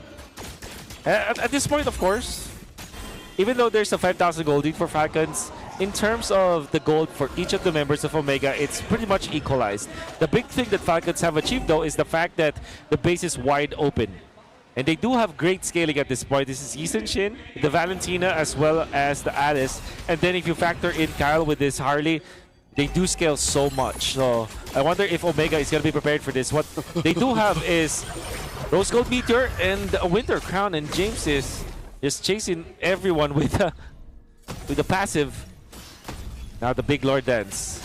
Yeah, this is going to be a lot slower one than we think, I feel like, just because... Yeah, James is in position. And then Ogwin's going to flush him out. He does beat him to the punch. Yep. Ogwin looking for a snapshot. Again, a gut check, a leg sweep to try to take down James. James comes down. Golden hour. Ogwin delays it. Ryzen on that Phantom Steed, wasting time. Lord still up. Retribution to Ryzen. You can't deny him. they pop the immortality on a James. Winter Crown first, Ryzen barely alive. Down one, Omega have to go ahead and make use of this Lord, but can they? Will they? Perciva so chunky through that wall. Gets the immortality pop this time. He's not gonna survive this. The dog pile coming in from Falcons as Netsky still alive, has an immortality. Ryzen looking for kills. Marco in the middle of all of those members of the barangay. Ryzen coming through, gets the immortality pop. Netsky thinking if he should fight. Oh, and they actually get the kill on Ryzen too! But Haji Foes, Mingwin keeping the pressure. Throne of Ruin by Flab, and Mingwin gets hit by a deadly magic. Oh, that's Can he survive? Down goes Mingwin. Another golden hour. A wave coming through. Oh, Netsky, it's all him alone! 3 versus 1. Netsky! Looking to take down Ogwin. Does not do it. Not yet, but he is going to have to deal with the Lord. Parching through, but the barangay are thanking their lucky stars. Oh, Mingwin, a sigh of relief from the birthday boy. But the Nets standard, the Cloud, the Prince, the best gold laner there is. Netsky keeps Omega's dreams alive. For the second time in this game. Oh my God. Oh, let's take a look at the replay here. This was an amazing way to defend from Smart Omega. And, you know, a whole lot was thrown out here. Even the golden hour, the way that it was used, and then the reinitiation, Ryzen going in, gets terrified here, able to capitalize a kill, and staying alive long enough to even get another, at least the immortality before his juggled in, it pops itself. But that all alone, that interaction all alone allowed this time to happen for Smart Omega to stay in the game. Solid call now, but again, lanes of minions in favor of Falcons naturally. But this time, Netsky is feeling it. Netsky is a threat. And I love the fact that Omega, despite them being down so much, the way that they are utilizing James with Perciva, as you saw that, they were able to jump onto Super Marco. And remember, this is Super Marco with the flicker. And he is the main damage dealer of Team Falcons. Yep. And they are able to catch him. They find James, or James finds them. Perciva clearing the way, making sure that Omega isn't ready to get collapsed on just yet. These teams are just playing footsies. I don't think either of them are willing to commit. Yeah, they're fighting across the map aside from the Lord here. Yep. They're setting up for the long lane for Omega because they have to make sure that when they do go for the Lord dance, at least the bottom lane is equalized. And it will never be equal it will never be in their favor. That's what I'm saying, because of the natural push from the super minions in the bottom lane, in all lanes in fact. But if they do clear it out, at least they set it up. Oh, that's a conceal from Perks. Proactive now is the barangay, and they collapse on a James! James here, gonna get taken down! Oh, James. That Phantom Steed won't do anything, Ryzen. They lose. Oh, no. One of their front liners, you have to spin the flicker too. Massive loss for Omega here. Can they even contest? Oh, I don't know if they want to. They're gonna force a fight anyway in the jungle. No more Barbil. Lord's gonna be worked on. Frontliners. The Barbiel should be up in about 5 or 6 seconds from now. Ogwin. Lord at a fifth of its health. Marco and Kyle are wailing away. Ogwin looking for a snapshot. Finds Perciva. Golden hour. Kyle secures. Ryzen here. Terrorized and taken down. Marco secures. 3 defenders for the barangay. Oh, they're on the run. Wolfie did exactly what you mentioned in the previous match. He cut off the team, and Ryzen was left alone while everyone was stunned in the golden hour. That's how you play the Marcel. It's just surprising that Nova wasn't able to do it, but Ogwin has been phenomenal with this one. Now Netsky!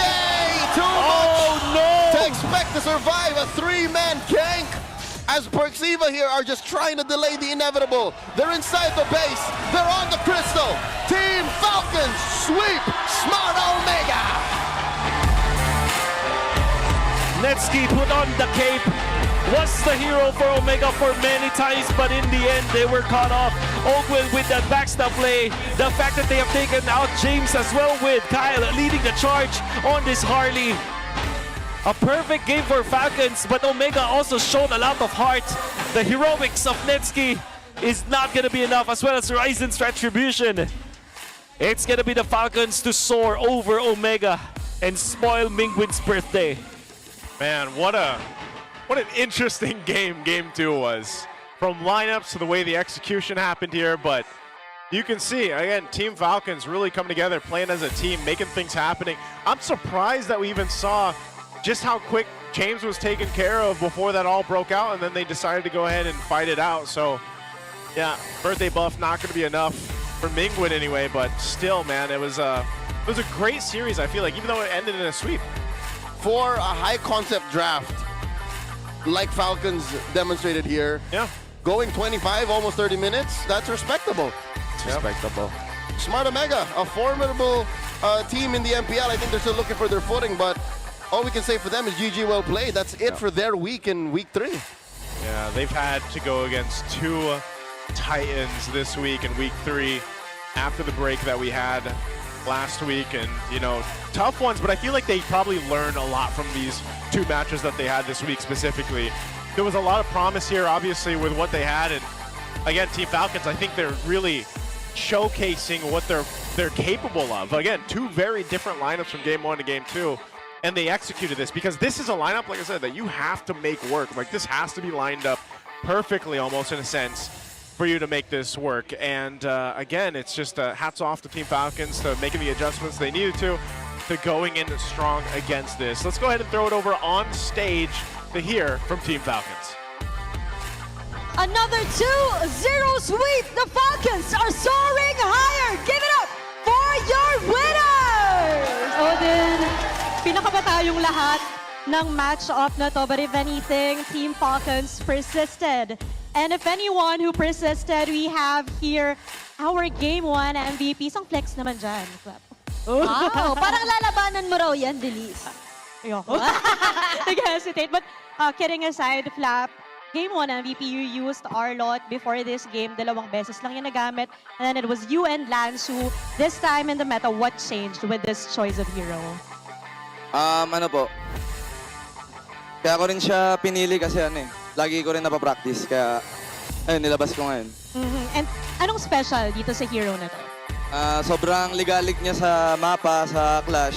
Parang sobrang dami niyang pwedeng gawin. Yes. Bagay sa personality mo. Maraming pwedeng gawin.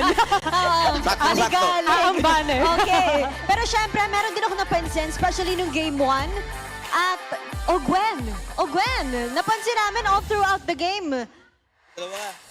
Stable yung heartbeat mo. Hindi ka ba kinakabahan dito sa match na to? Mostly, kinakabahan lang ako sa interview. Sa interview. Pero Tsaka siguro sa kay Super Marco kasi nag-Superman siya. okay. Basta na lang tumatalon. Pero Ogwen, napansin namin yung glue mo kanina. Kasi hindi siya masyadong nagagamit successfully in the roam. Ano ba yung tips mo sa paggamit ng glue in the roam? Tingin ko, wag lang mag-pick ng kalaban ng counter sa kanya, mabek sana paramis. Yun lang. So talagang iiwasan lang. It's all about the job for Ogwen. Me naman si Haji. Haji, ikaw naman. Hello! Ang pinag-usapan natin kanina. Yes, everybody's been talking about you, Haji. Your next game, Twisted, your former team. And Sean mentioned a lot of good things about you. But this time, anong pinagkaiba ng Haji from the past and Haji now? Siguro lang, pinagkaiba lang talaga nung last season na Haji, Tapos ngayon, siguro mas confident lang talaga ako ngayon. Nakatulong ba yung pag-gym nyo together sa pagiging confident mo ngayon? Opo. Wow. Pero Haji, katulad nga na sinabi natin, binalikan namin yung run mo, especially nung Season 8 with Blacklist International. Napakaganda ng performance mo. Nag-MVP ka, regular season, and of course, nung finals din. Do you think that you still have what it takes na maulit yon with Team Falcons? Siguro po, sana. Sana makita din namin na kaya mong ipakita yon. But for now, let's see who our MVP is. Sino sa tingin nyo ang ating MVP? Congratulations, Flap! Wow! Oh, ayan. Sobrang ligalig mo talaga, Flap. Oh, ayan. Samahan nyo naman si Flap. 1, 2, 3, go! Get out! Ganun Okay. pala pag winner. Flap, what would you... si Marco din daw. Isa raw. 1, 2, 3, go! Get! Isa pa. Sabay-sabay tayo. 1, 2, 3, go! Get out! Grabe naman. Oh, ganun pala. Okay, balikan muna natin ang ating MVP. Flap, what would you like to say to the community? Thank you po sobra sa mga fans na pumunta. Patuloy niyo pa po kaming suportahan. Mahal na mahal ko po kayo. Wow. Congratulations! Once again, give it up for your winner, Team Falcons. You may now take your victory walk. Congratulations, Team Falcons. Another sweep just for the day 2 of week 3. Naku, pinapaaga nila yung mga tapos ng laro. Oo, pero alam mo, yung game 2 na yon, kinabahan din ako sa mga nangyari. It's a back and forth, especially nung malapit na nilang matapos yung game 2 na yon. At tingnan muna natin kung ano pa nga bang masasabi sa atin ng ating mga casters. Thank you, Odin. Thank you, Denise. And again, congratulations to Team Falcons and Flap, the match MVP there. And also, I gotta say, that's character development from Super Marco. Remember the days when all he used to do, what was his pose? It's just his thumbs up pose. One-word answers. One-word answers. Well, now, all lower body. it works. Owen MVP of Game 2 there. 3-3 and 20 on the Marcel, man. Marcel. 100%? 100% KP. 100% kill participation, going in for the, eventually getting the conceal afterwards, but I think that's how you really play the Marcel. And this is a first pick Marcel, by the way, and Omega really walked right into it. That's why I feel like, despite Ryzen having great plays with the retribution and eventually dealing the damage, getting first 2 turtles of the game, I still feel like it really falls short when it comes to like how much impact it could be if it were maybe a utility jungler that will allow them for James to pick up something different perhaps.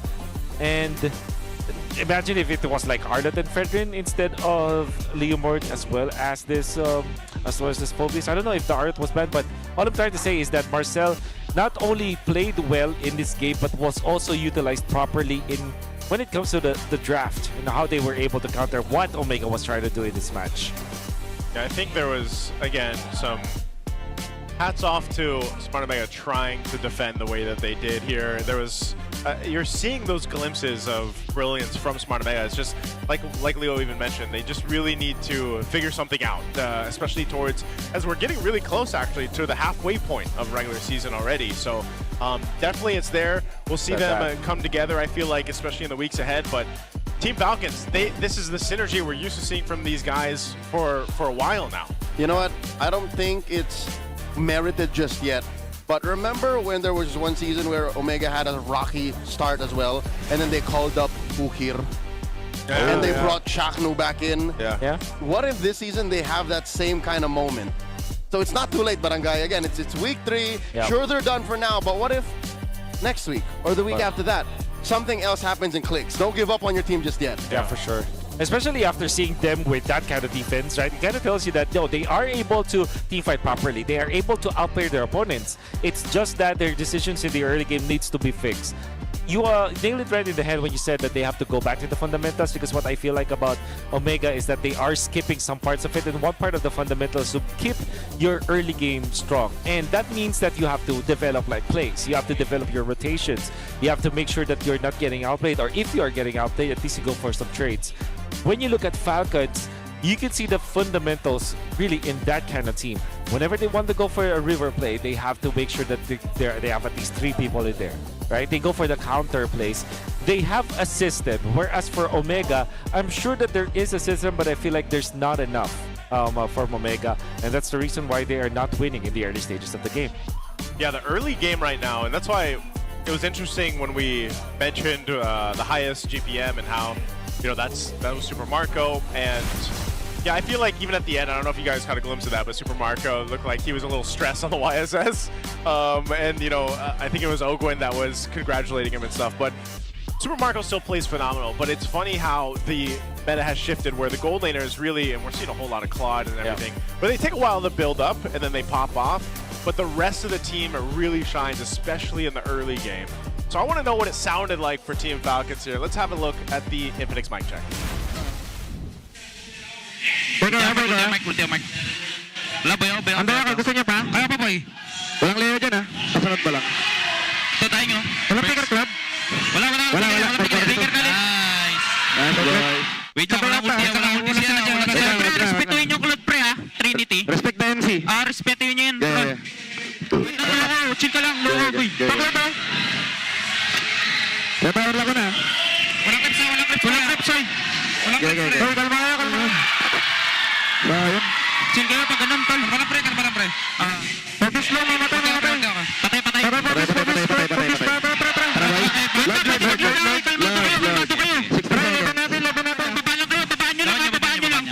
Huwag yung subsubin dyan sa dulo.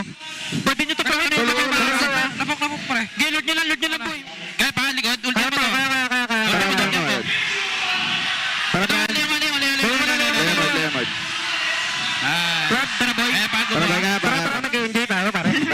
Gusto ko pinapataas yung heart rate ko.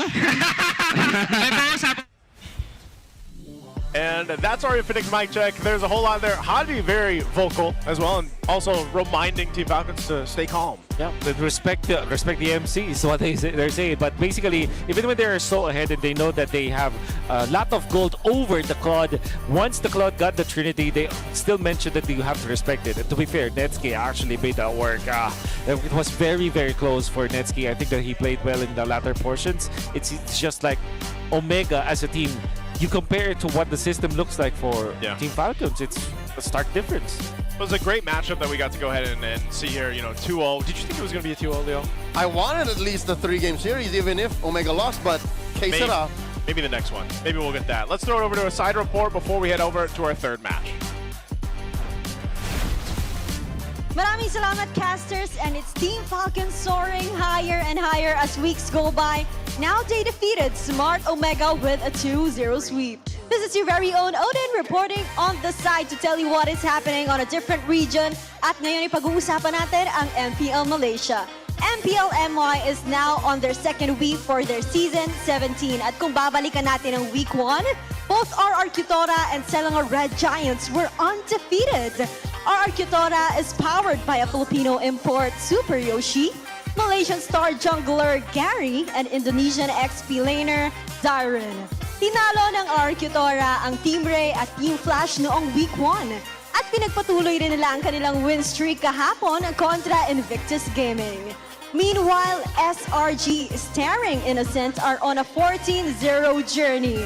3-0 ang kanilang standing at sweeping naman nila ang Team Vamos at Bigatron MY by Vitality, pati na rin ang reverse sweep versus Team Ray.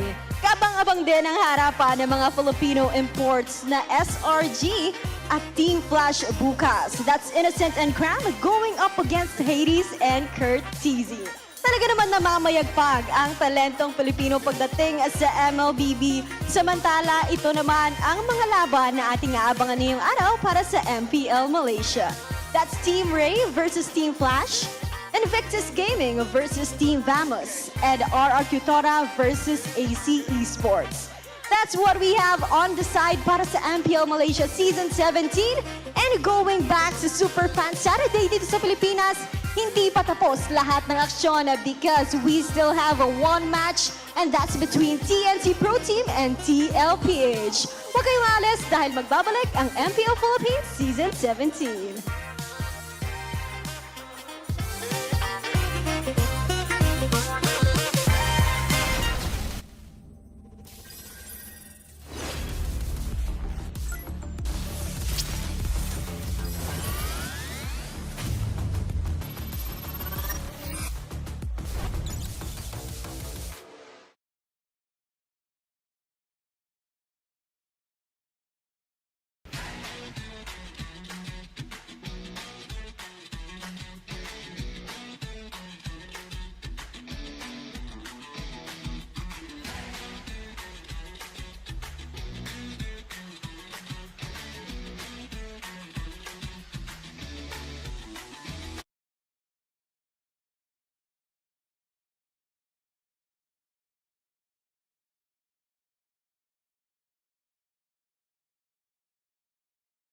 Kay Madam Ari po, maraming salamat po sa inyo, pati kay Madam Gwen po.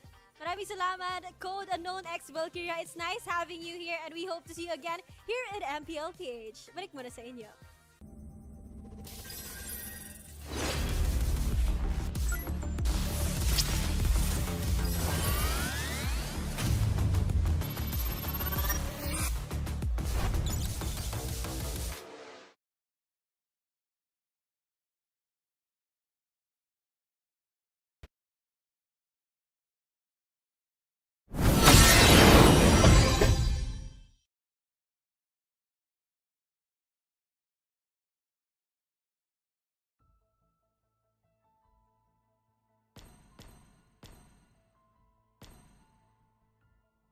A photograph is a memory, frozen in time. Its mood,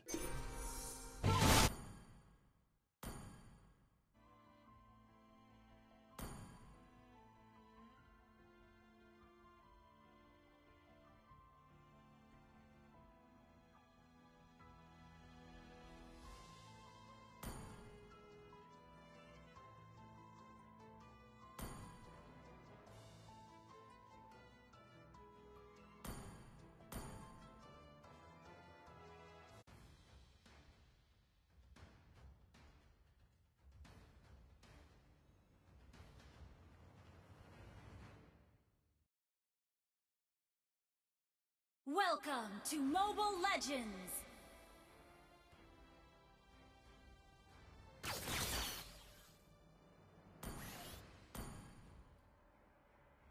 Five seconds till the enemy reaches the battlefield. Smash them!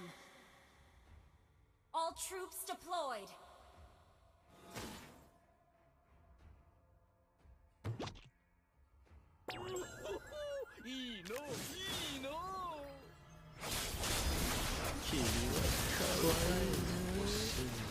First blood! An enemy has been slain!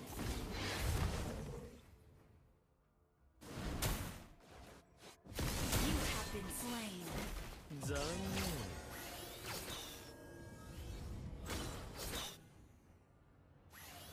ところでどうだい？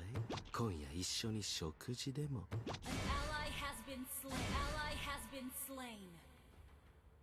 いい、君すごくいい。その目、その顔、その心意気。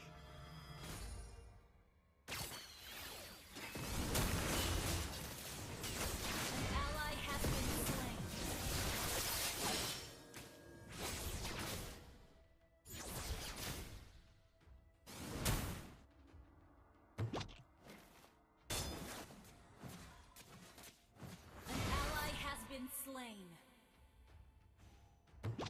Request backup. しかし、 An enemy has been slain. どうして歯も美味しそうなんだろうね。Ally has been slain. You have slain an enemy. Double kill. Triple kill.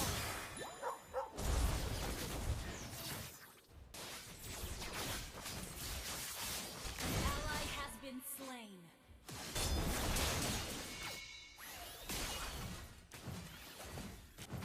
An ally has been slain.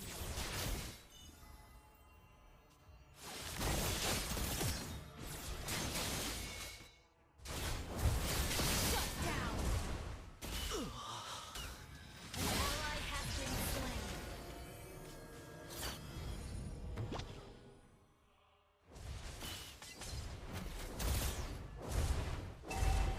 僕の予知能力をお見せしよう。 An enemy has been slain. Double kill. いいの、いいの。 You have slain an enemy. 答えは欲しいない。 Double kill. An enemy has been slain. An ally has been slain. Ally has been slain.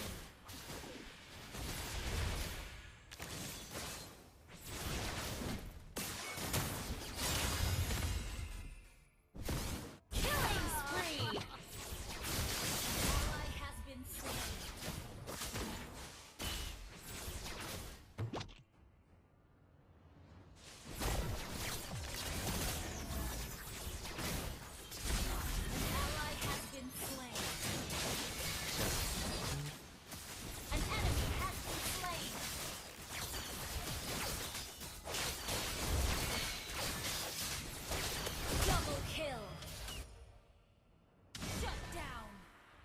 Triple kill!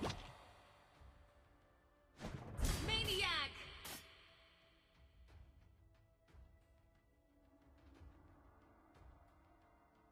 Shut down!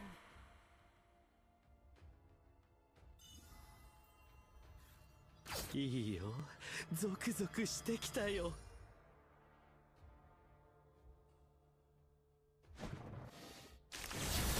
答えは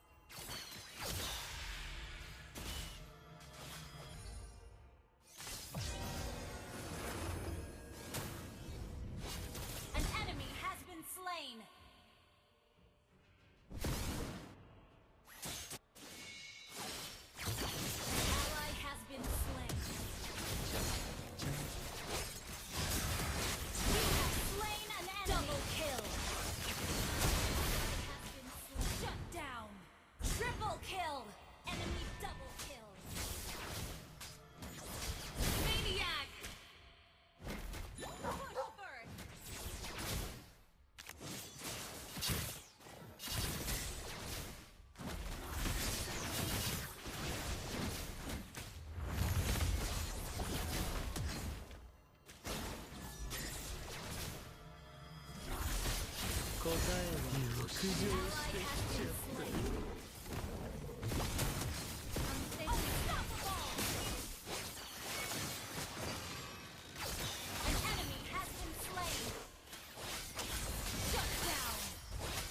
残念。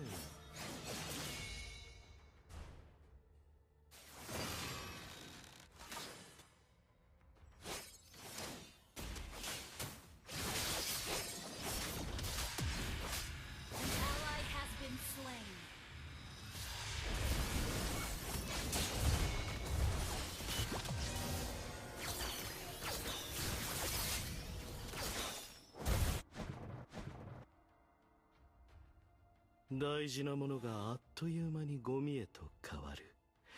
だから僕を失望させるのよ。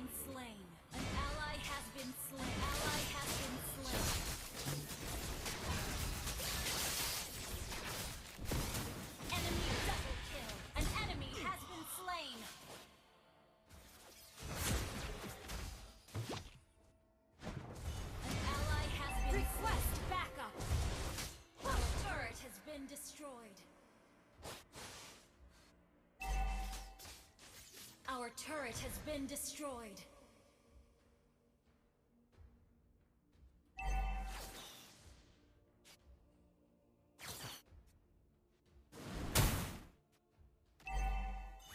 An enemy has been slain.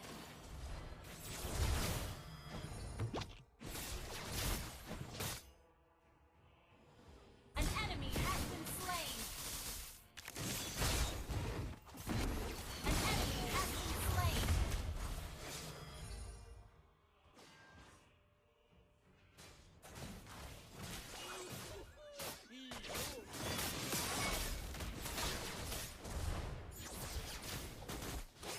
僕は変化性、気まぐれで嘘つき。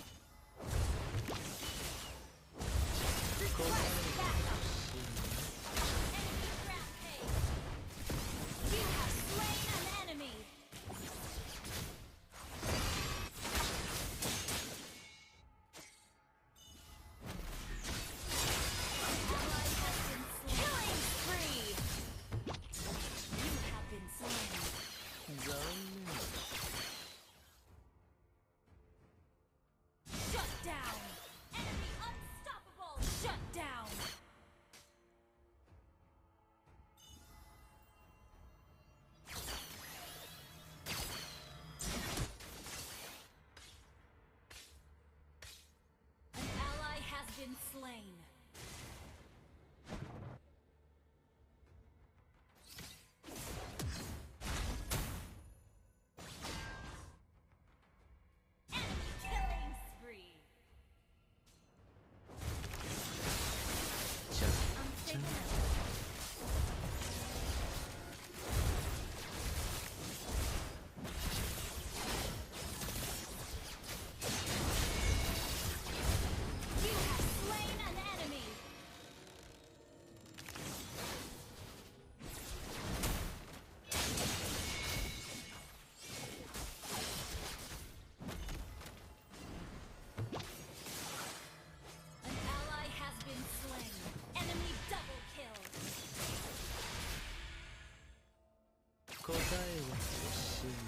君は踊り狂って An enemy has been slain.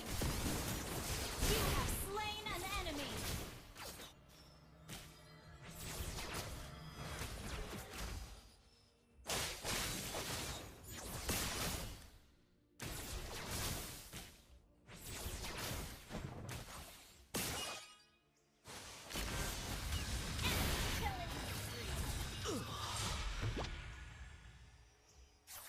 An ally has been slain. Enemy rampage.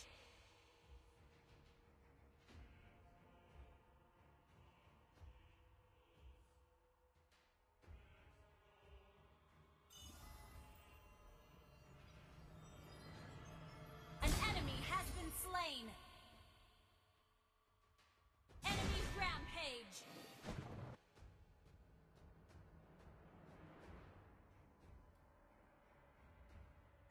Request backup.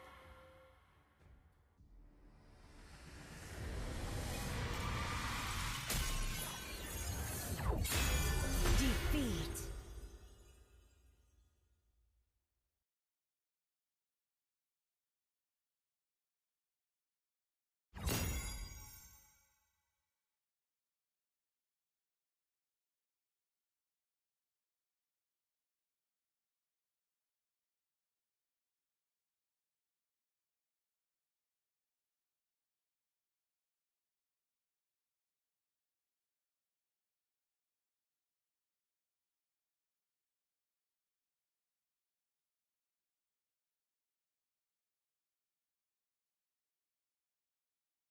Throughout their history as players ay yung mga clutch plays ay kadalasan nakikita din natin nagmumula sa dalawang player na ito. And we're talking about Chakno at pati na rin si JP, no? At hindi na natin may pagkakailapa. When we talk about Chakno, isa sa mga miracle set ay talagang nakalagay sa pangalan niya mismo. Oo, kung hindi nga dahil doon sa mga flicker, Tyrant's Revenge, Tyrant's Rage niya, walang gumagawa nun nung panahon na yun eh. Siya kan eh, di ba?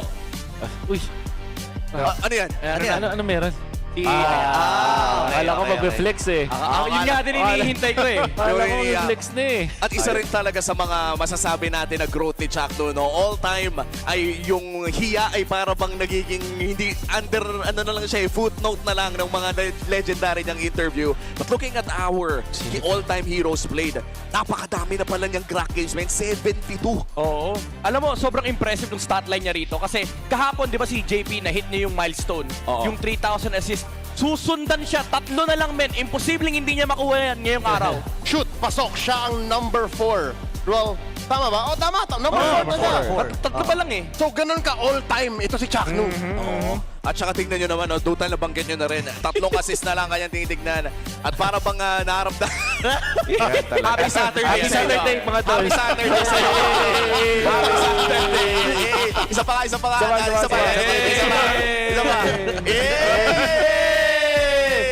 Picturean. Marcel. Screenshot. At ayun na nga, of course, number 1 pa rin dyan si Few with 3,500 assists. Simula season 1 ng MPL all the way to season 16 ay talagang karespeto ang kanyang stat line. But looking at the shared hero pool, Wolf, ito na yon, ang dami nilang napagdaanan at parehas talaga nila napagdaanan yan. Parang yung hero pool nila parang actual na yung mismong category, yung parang pag pinindot mo yung roam sa music game, parang lahat yan nandito na eh. Makikita natin na syempre yung Grak and the Joy din yung notable sa kanila as well as the Matilda and this Hylos. Siguro ang kakaiba lang talaga kay JP, nakita natin siya mag-Novaria before, whereas for Chakno naman we saw him with his Hellcart, and then back in the days, the Sylvana. I'm actually surprised na walang Akai si JP sa parang kakaiba, no? Parang may game na naalala ko nag-Akai siya, but it has been a long time. Lalo na kasi si JP din nag-start kasi ng parang quote-unquote core. Core. Iba pa yung role niya dati, pero again, ito yung binabagay nating evolution. And with evolution, sometimes may contrast and nag-different talaga sa playstyle. And kitang-kita natin yun, even up to this day, si JP ay parang medyo kilala na as a defensive support. while Chakno is one of those like offensive roamers naman talaga. At yun yung isa sa mga interesting na talaga nating inaabangan, yung clash ng dalawang different playstyles. Bagamat pareha sa kanilang role at pareha sa kanilang napakahabang history sa loob ng ating MOBB esports scene, ay mukhang kailangan na rin natin puntahan ang ating Infinix Keys to Victory. Ano nga ba ang kailangan gawin ng ating mga manlalaro dito? At kung kaya nyo bang ulit-ulitin? Kaya pa! Sir Fuego aka Midnight at Sir Elgin aka Wolf. Ano po ang ating Infinix Keys to Victory? Para sa TNC, sumayaw, sumunod. Lord Dance is crucial. Napaka-importante niyan sa MLBB. Lalo dito sa Pilipinas, kailangan mo talaga i-manage at i-kontrolin yung mga waves at pati na rin yung opposite lane, lalo na kapag kalaban mo ang isang Liquid Philippines dahil sa stampede nila na nagtuturn sila sa mga Lord Dance. Sa pang kailangan nilang isipin ay hindi pwedeng hayaan nila na ang Team Liquid ay makakuha ng mga objectives na walang trade dahil dyan nagsisimula yung mga momentum swing na nakakadagdag talaga sa stampede ng Team Liquid. Ano ba ang gagawin dito ng Cavalry? Hey guys, what's up? Yes. Halukay Ube is what they need to do. Classic Deathball is still available in this server. That's what they need to do. In the advanced server, what they need to do is to outpace TNC's slower playstyle. So kailangan nila maging advanced actually para dito sa Team Liquid. At alam naman natin, ito naman yung gusto nilang gawin. At aside from that, yung classic Deathball strategy, ito talaga yung kailangan pigilan ng TNC. Tumagal naman ng 2 sentences. May improvement. Wait lang. Nagamit yung mga favorite lines ni Fuego. Ay, ni Engine. Advanced server. Yep. Hey guys, what's up? Ayos na yun. That's all you need. Maganda yan next time sa dulo, kunwari, nalatag mo yung keys to victory. Yan ang kailangan nilang gawin. Right? Shoutout nga pala kay Fuego at pati na rin kay Sir Engine, one of the best, if not the best content creators for MLBB out there. Pero may hot take dito, si Kuya Muleo. Chakno is the most influential tank in MPL Ph history. Pwede po bang defend yourself? Okay, mabalik lang tayo. No? Let's talk about the elephant in the room, the tank showdown. JP and Chakno, we've been talking about it, and hindi mapagkakaila, JP has possibly won it all, right? He's taken home everything that you can in the world of MLBB esports. But I think Prime Chakno is still the most influential tank in MPL Ph. You don't play for half a decade and even more, actually closer to 10 years, and not win a championship and still be on people's lips when they talk about the best tank in the game. Oo, alam mo, minsan ka pa, shoutout nga pala sa ating mga kumbaga yung mga motorcycle taxi, yan yung term natin, motorcycle taxis natin. Tuwing sumasakayaw ng mga motorcycle taxi natin, ang lagi nilang bukang bibig pag nanggagaling dito sa MPL, kamusta na si Chakno? Si Chakno ba ay malakas pa rin? Siya pa rin. Siya pa rin talaga. Gusto ko lang din magdagdag. Katulad nung di ba sa basketball, sinasabi nila kapag tumira ka ng ganun para sa mo Kobe, ganun ka-influential. Pag naka-set ka, hindi mo sasabihin Leo or Midnight or Burrito. Hindi Cartesi. Hindi, sasabihin mo Chakno. Mala Chakno. Ganun mala Chakno. Yung tipong pag Sorry, ginamit kita. Okay lang, di naman natang. Pag naka-flickered Tyrant's Revenge ka, pre, ang unang lalabas talaga sa bibig, Chakno. Oo, yun yung mararamdaman mo talaga. And I agree, honestly, bad hot take pare. Kasi lahat tayo nag-agree dito. Double take. Is there any room to argue? Is anyone else? I heard someone in the back room say, nung sinusulatan nito, maybe Keyboy? Tank no? We were talking about tank. Siguro, yung si Light din eh. Lalo na kasi nanalo na siya ng isang World Championship as well as MSC title. Oh, MSC title. Yeah, I would argue Light, but you know, even when I moved to the Philippines, man, the first person I heard about really was Chakno. Yeah. Meron akong argument. Ano yan? Sige. Bentings. Teka, if you're talking about influence and basically changing Dami the siya game. natuto, no? Oo, tumalino yung RG natin eh. Yeah, that's true. What do they say? Si Bentings kasi. Si Bentings yung tinuturo. Sana nakatulong. Okay guys, Sana malapit na nating i-welcome ang ating mga players. So, okay na bang mag-get out tayo sa pagpasok ng ating mga players? Together tayo dito. Together tayo. So, ready nyo na ang ating mga Together with you for fun. Asan yung... No, I was gonna do it. Oh, okay. Ganun ba? Ready Ikaw na yung sasayaw, ikaw sasayaw. Tsaka si Burrito dapat. Yeah, si Burrito dapat. Amin to. Ayan na, ready na. Ready na. Yan. Game. Ready na ang TNC Pro Team at pati na rin ang Team Liquid Philippines para sa pinakauling laban ng Sabado na ito. Let's go in 3, 2, 1. Get out! Okay. To ensure the integrity of the game, let us welcome our marshals, Miko, Patrick, Joshua G, and Luis.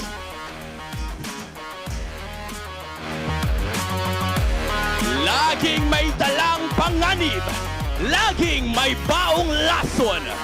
Phoenix Army, magingay para sa inyo, TNC Pro Team!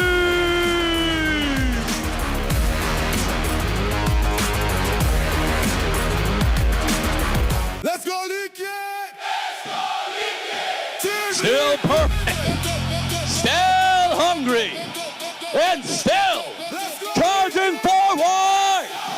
This is Team Liquid Philippines! Count easy! Count easy! Count easy!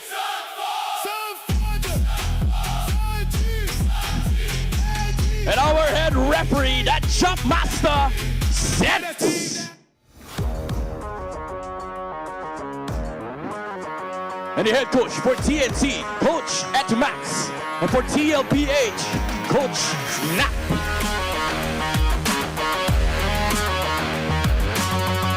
A Legends Venom meets a Champion's Charge. Ito na ang huling laban sa inyo. Super Fun Saturday! Happy Saturday, mga dolls!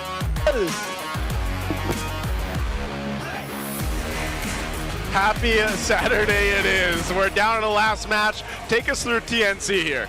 TNC Pro Team are slowly looking for their foundation. I think for us to actually get the last on TNC or the cheese strat TNC, they have to figure out what works for them first. Or else, I hate to say it, but you're gonna look like Omega. So TNC are avoiding that. And I think they started off well in week 2 by bringing in Stome. Stome is a great start to get that change going. And now they're facing up against a team that is very difficult to take down despite the start of the season or before our season started where everybody was not looking at TLPH as a top contender. But here they are, reversing all of those odds. Sanford, Carl TC, Sanji, JP, and Teddy, they are sitting on the top of the standings. 5-0 to start MPL Ph Season 17. Dominant as ever is TLPH, and Steady Teddy alongside with them has been able to do a whole lot because, again, you still got the 4 guys there, the 4 horsemen that are making things happen all around, and you're seeing the stats that they have here, the way that they've played, how fast they play, and just something, again, about this lineup from Team Liquid is so hard to find weak points in right now. Not to take away from the rest of TNC's lineup, again, they're all stars in their own ways, but now that you mentioned the 4 horsemen, it's like Liquid has 4 Chaknus, 4 Benny Curies. Oh, no. 4 Prime Zydas in the end of Season 16. Like, that's how scary that is. It is scary. It is very scary. The way that they are commanding, and I have had an interview with other people, with, I would not name their players yet. You have to watch out for individuals. Individuals. 2 individuals. They said that the best reason why Team Liquid is successful is because of their aura. The aura that they exude. Everybody just becomes afraid of them. And they are never going to be on the opposite end of that trait. I can't wait to see this matchup, but before that, we have to go ahead and take a listen to our smart 5G ping test. Ano nangyari dun sa hands mo? Okay na. Ito po. Ano na, kalapapogi. Kami di magana. Pag pumatak ng 200 yung heart rate, may doktor na pumunta. Heart rate check. Sinong 200? May 200 agad. Yun po kasi yung una kong pangarap. Basketball.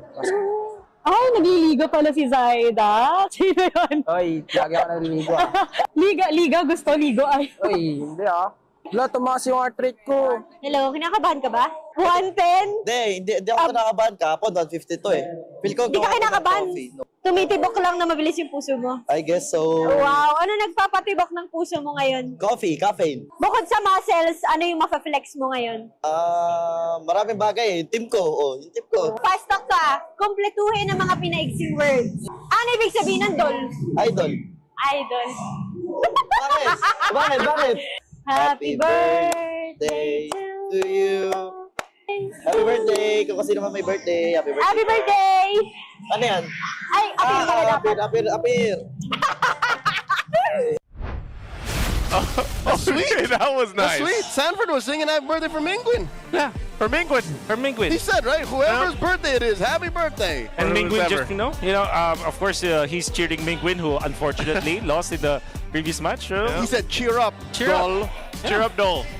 All right. Also, Sanford he's at the 2,000 assist milestone here. He reached it, and that's pretty impressive, again, for an XP laner like Sanford. It's Again, not Mingwin, is it? It's not. Hey, he's smiling for a reason. It's not Mingwin. Not Mingwin. Yeah. I just picked up on that. That's okay. Oh, who else is his birthday today? Oh, well. If you haven't got it now, you guys have missed out. Pick up. Just take a look around. First map, by the way, we're going Expanding Rivers for TNC, choosing this one for game 1. I want to go back to real quick what you were saying, Wolf, earlier too. Yeah. It's the aura that TLPH exudes, basically, in a lot of the matchups that they have, not just here, but I even feel like the sentiment there is probably even internationally. And even though, in some interviews and everything, you'll hear players say, we don't really worry about that and everything. There is something to be said about a team as dominant as TLPH has been, and that's why sometimes when they face losses, because again, even the best teams out there will face a loss here and there, I think it means a lot for certain teams. Now, in this essence, for TNC, if they can get a win against TLPH right now, who's standing at the top of the standings, they take that aura and they gain aura themselves, man. And also, it's really what really is scary about facing up against Team Liquid is, let's say you are prepared, right? You are mentally prepared. You're not getting, aura farmed by Team Liquid in the first few minutes of the game. But then you mess up. You make a mistake. They will take that inch and make it a mile when it comes to how they are abusing what you do against them. And then eventually, it's a mental battle afterwards. Apart from the fact that they're really good, their mental game is strong. At this too, the highest damage dealt in game after week 2 is Stome, actually. This is that long game, I think. Was this the 30 plus? Yeah. 30 plus game? That's just how you could explain 169, 900 damage total. Whole lot of damage. I mean, because again, rank 2 Super Prince. On Zetian. Oh, on Zetian, yeah. I mean, you can't. Yeah, I was gonna say, pop the Fury of the Phoenix, right? I mean, that does help you out a lot in the damage department. But damage for everyone. Yeah, Stome was one of the players that we really highlighted coming into the opening of the season 17 here, and I feel like when you're up against someone like as calculated and meticulous as Sanji, you're gonna kind of need that, And I feel like there's a challenge. Honestly, you could spend a good amount of time in our pre-show talking about every single matchup for this one, specifically because of how they fare against the opponent, against TLPH. TNC is going to have to play basically their best MLBB for this match against TLPH. And part of that, even if you break it down, again, where we're seeing a lot of focus on mid-lane duos or even the trio mid for a lot of the teams here, I just think TNC in general really needs to make everything happen. And we highlighted so much the roamers, man. So Chaknu, he's always one of those players where, again, as I said, when I came into the Philippines, I started watching MPL Philippines. Chaknu was one of the first players that I got to know of as someone coming into the Philippines. And he's always been one of those players that is so inspirational. You want to see him make the plays, but him himself has had to adjust as a roamer, as a tank, as, whatever his role is for the team here, and so I feel like he's got to be that playmaker alongside here in this matchup. He adjusted so much, he played more heroes than JP. JP started his career, if I'm not mistaken, in MPL Philippines Season 2. Season 2, that's right. See, so JP has a full year and change of MLBB competitive experience, but Chuck still has more heroes. That's right. It's because of how much they can explore. And to be fair, Chakno also, there was a time where he rested. Different perspectives. That's also true for JP. Was sent down MDL, Was sent down MDL. I think they both got that experience. That's also true. Well, anyways, JP has a championship there. That's also true. Yeah. So the only thing that Call TZ does not have, that link that JP has. That's right. That's right. That's why they call him Dad. That's why I call him the Dad. Now, there is going to be the first pick, Harley. Surprised that Jushin is not the priority now, but of course TLPH will absolutely not let that go. Claude and Jushin probably. There it is. And then it's going to be Yves for TNC. Not a single game. I could be wrong, but they always pick for Teddy in the first phase. That's right. And even in the first pick. Lily at the start up. Oh, hey. And the Yves and Shin. Kai Sam, talk me through this. All right. I don't think I've seen a Lilia pick this early in a while. Okay, so they know absolutely. They know the pattern. I think that they played this out. They know that they were first pick the Harley, never mind giving away the Jushin. If you think about it, the normal settings is there will be the Cloud so that it answers the Eve. And TNC kind of doubles down on that. They will win the matchup against the Jushin and also not losing the matchup against the Cloud. And most importantly, this season Shin is used to counter that out. So this is TNC just being hella prepared against TLPH. So far, just thinking about like the counter. Like, you know, hero versus hero when it comes to the counters, you can already see that TNC has got the better first 3 picks. So, at least in the first phase, TNC has trumped TLPH on a fundamental level. On a hero counter level. Yeah. And again, but execution is a whole other thing entirely. So they have to play this out. Going into the second phase, Liquid can start attacking the roam. Because Daddy JP is sitting pretty here. He's at the Khalid. Yeah. Or as Coach Aldo would say, Khalid. Coach Aldo. I'm a big fan of Coach Aldo. I'm actually happy that he's there. All right, we gotta... Coach Sexy, by the way. Coach Sexy, that's right. That's what they called him in M4. That's right. I will choose All right, my so own path. I believe that this will be another probably a Hilda ban. Yeah, I love that. I love the red 4 ban glue because it's now both. Yeah. It's now both an XP and a roam. That's right. Especially because they want to go for perhaps an assassin here for TLPH. And they will last pick the Sanford hero. That's what I feel like. So that they will already reveal what TNC has got for 3 more. Wolf, what kind of assassin would you want Carl to play? In this scenario. What else is left? I don't think I remember seeing him play an assassin since that has this. The Busa? Yeah, then since the Busa. The Liquid fans don't like to talk about it. Yeah, the H hero. But anyways, okay, so maybe you can go for the Guinevere instead. Like if you don't like the assassin for TLPH, especially because they just banned the Sora, they don't know what the roam yet is for TNC. Yep. I believe that the Guinevere is a safer red 4 pick for TLPH. Yeah, Fred's not here, Box not here, Leo's not here. I wouldn't Suyo. Again, there are a lot of times where I say I wouldn't Suyo and then they do Suyo. But Lilia Harley, dude. Lilia Harley. Yeah. Oh, the Gen ban. So they're really targeting. Oh, what was that? That was right away. We don't know what this is. It could be a jungle Uranus. Okay, I think they will last pick the Nolan. That's what I feel like for TLPH here. It's that bad? It's that bad. But at the same time, I think it will complete their composition though. Nolan, not Lance? No. Do you need the burst? You need the burst, for sure. You need a way to also chase the Hardy down in case. So it's the Lapu-Lapu. And then the roam for TNC. Maybe if this is a Hilda, then Crowd will not pick the Nolan. Might just go for Joy, actually. Oh no. Yeah, that's a problem. Or a Suyo. They probably just go. Could this be a Hylos or Hilda? I think is the best. Or a Grok. Yeah, maybe Grok. Okay. Grok, actually. It looks like Chakna was consented to what his coach picked. So. Well, not what I was So expecting. I think they're really just cracking down on an assassin. Yeah. You go Nolan if you're TLPH. Yeah. You like? Nolan like the only choice here for? No, Suyu. Oh, Lance. Okay. All right. Well, if it's Cartesi, he will pick the Lancelot. I like that. This is so... Wait, that was I don't like it. That was a first pick?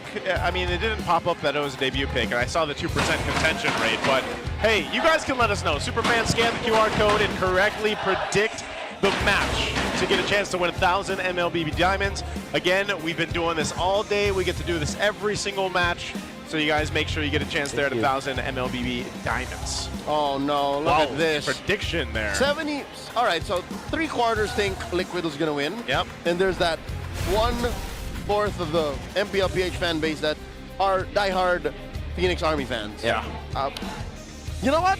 In hindsight, despite what the numbers say, I'm actually with you, Wolf. I actually like how TNC have drafted this. They cornered the GOAT. How do you do that? They really understood the pathing, I feel like. The draft pattern coming out from TNC has been phenomenal. The first 3 picks, well done. But of course, it will be down to execution. How good is their composition up against TLPH? Granted, though, the 4 picks coming out from TLPH are very standard. I don't think that they should be concerned about that at all. But this Lancelot pickup, I believe that TLPH are thinking, okay, should we go for a safer route or a 10% win rate kind of route, but can win us hard in this game? This is rare. the Zushin and the Khalid combo is so good when it comes to like playing in the paint early on. Yeah. But TNC walked away like nothing happened. They sent home Danny JP. Yeah. I wonder, again, we're so used to seeing that so deadly, but nonetheless, no one really goes down. It was no battle spells used either, so they'll just kind of reset. Oh, aside from Benny Cutie burning the flicker earlier That's on. interesting. How did that happen? Yeah, Against Teddy. We really didn't see much action. What? Yeah. And it happened a minute ago. Yeah, so it happened a while ago, so it must have been in base? That's a good question, yeah. That's true, actually. 45 minus... Maybe just accidentally used it. That's a mystery. Yeah, maybe well, BuzzFeed should solve it. Wow. Wow. Okay, well, either way, it's going to be back up by the time he pretty much needs it. So no one knows, Benny, all right? Now, moving on, because you have the Harley in the hands of Zyda, we've seen this before. I think because we haven't seen the Lancelot pop up too much, except now, in the hands of the man who does it best with the Lancelot. How do you think this matchup is for Zyda on the Harley? Yeah, I think the Harley has a better shot in the early stages for sure. Like up until the first 12 minutes, it's going to be Zyda's game. That's how I feel like about it. Oh, they're playing footsie. Zyda not pulling the trigger on the Deadly Magics just yet. Knows that JP is more than willing to accept it. There's a slight XP advantage for Chaknu. Turtle started up. Turtle started up here nearly at half. They're going to have to force this fight. Oh, beacon used. Backing off Sanji. And look at how deep Liquid is. Carl Easy with a secure. Oh, and Dreamar's looking for JP. JP flickers back. And they're continuing the dog pile on Stanford. Run, go run! And there's not enough damage between the remaining members of TNC. Oh, I love it. Flicker Uranus with the Brave Smite. This is how you should play it, especially on a happy Saturday for Stanford. But of course, Carl TZ with the Retribution. That's one thing that you can never take away from him. Give him whatever hero there is, he will find out a way to get that Retribution up, and it's still as sharp as it was when I saw it last February for TLPH. Yeah, that's one of the things you're going to have to do, because if they don't need to force anything too much, you just secure the objective, you back out.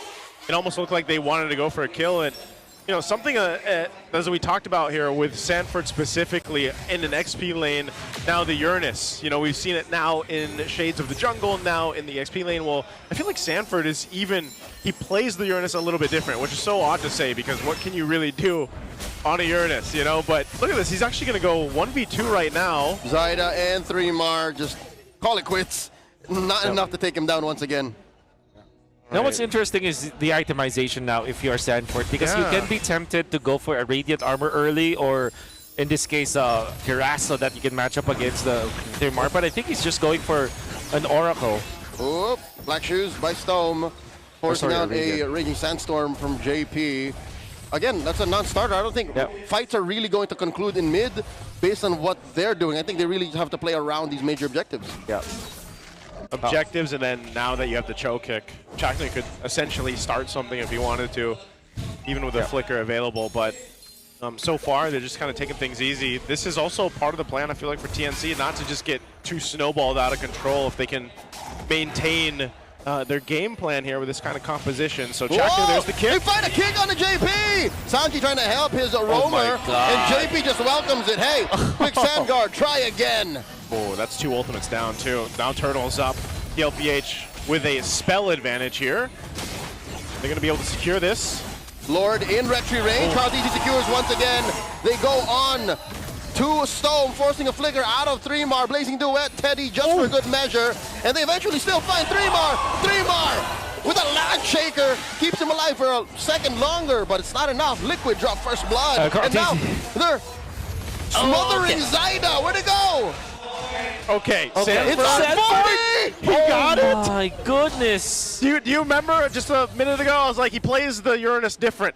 Yeah, he just plays different. And also, he actually chose a different emblem set now, going for the Brave Smite, actually, instead of the Impure Rage that we definitely see, going in for the Flicker. And I understand what you mean, but my oh my, TLPH, with JP surviving that kick coming out from TNC, and then Carl TC winning the Turtle battle once again.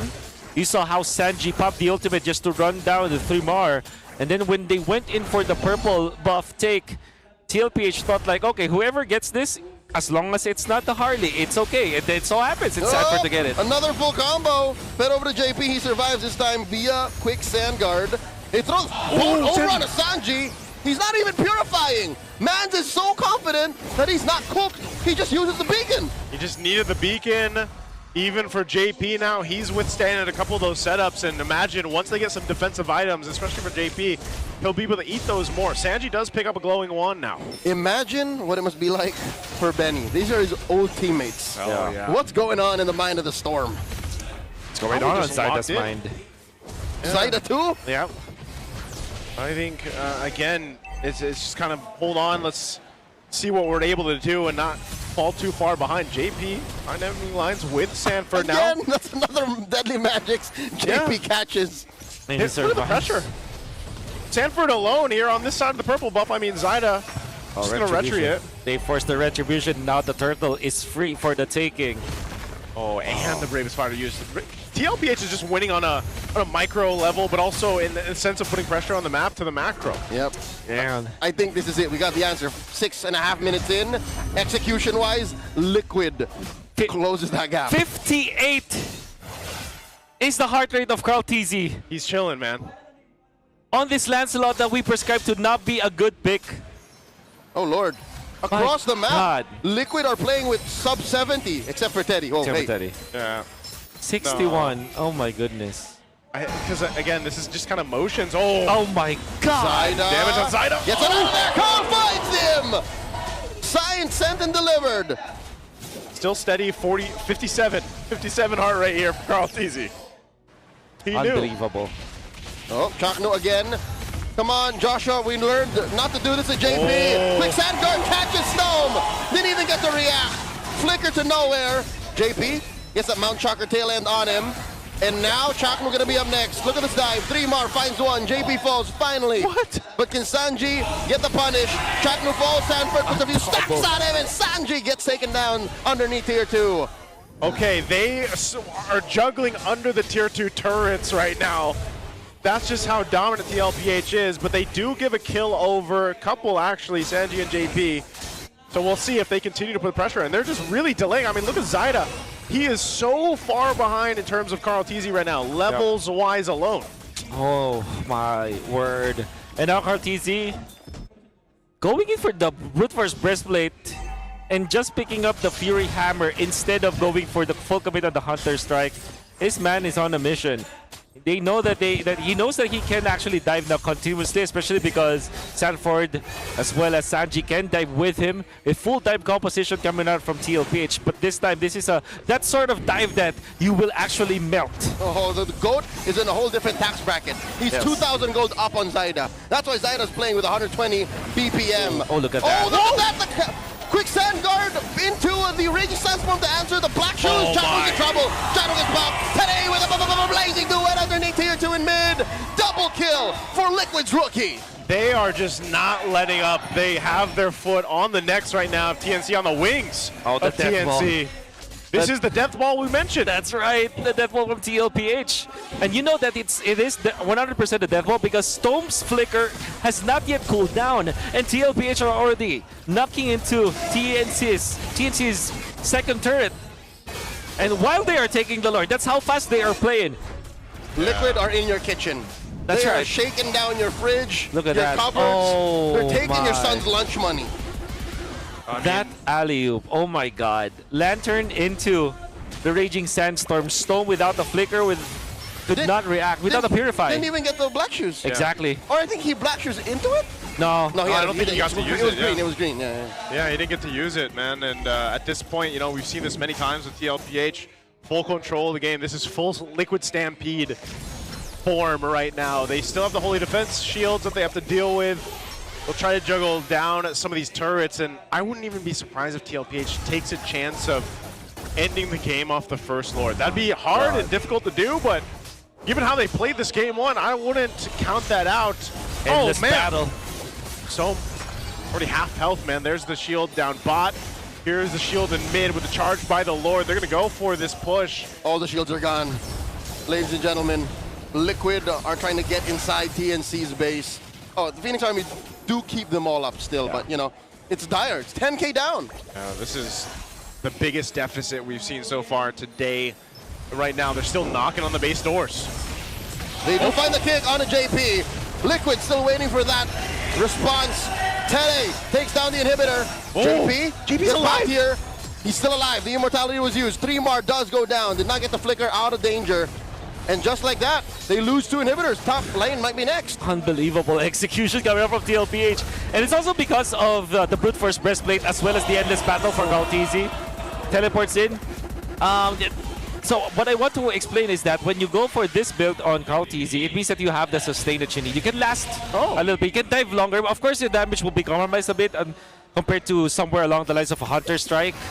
But because he prioritized the endless battle as well as the brute force breastplate, that allowed him to actually sustain himself. That's why TLPH are continuously diving. I stand corrected. There was no immortality on JP. He literally just survived. Got out of there. He just got out. Raw HP. It's interesting too. Again, we got to have some analytics for the heart rate at some point. But right now, the entire squad of TNC, except for I believe Betty Cutie, is over 100. Teddy. Yeah, and yeah, Teddy. But all of TNC is pretty much high heart rate right now. They're in zone 2, man. Yeah. And I think they are even scratching their head here at this one. Looking at the amount of gold they have to get, I'm not sure if they can withstand a team fight if it even breaks out from TLPH.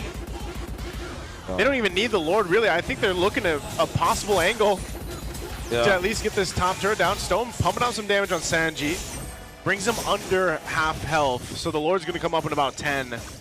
Okay. And I think the writing's on the wall for this one. That's right. I also feel like there's no way Stone can output the damage. Zaida just really can't contest this time. And even if there will be a kick coming out from Chaknu, TLPH's dive will make sure that the backlines will be exposed. They will run through all of the members of TNC. And it has been a one-sided affair. We thought the TNC's composition could make it, and I honestly feel like that's going to be the case, but TLPH are just way too good. There's just something about it. I mean, even taking a look at the items, you can see just how much of a disparity there is here across the board. Again, Zaida really wasn't able to do too much. He was down so much in terms of Carl TZ specifically, but now they got to prep in for this base push with the Lord from TLPH with a massive almost 13,000 gold lead. Sanji with the Crimson Beacon starting it up. Chokin, 3-mar slamming him down. That is the Rampaging Sandstorm putting 3-mar and Chaknu in jeopardy. Storm gets popped by Kaldizi. The Lord is underneath the range. There's a wave up top. Crashing through in mid as well. Down goes Chaknu. 3 defenders left. Yeah, blazing the way like today. Finds Zaida. Ending with a double. Taking the first game at match point. Liquid starts strong. What an execution. Yeah. It's just a stampede. Stampede, man. There's not much analysis in there. And I gotta say, it's mainly because of how they utilize JP.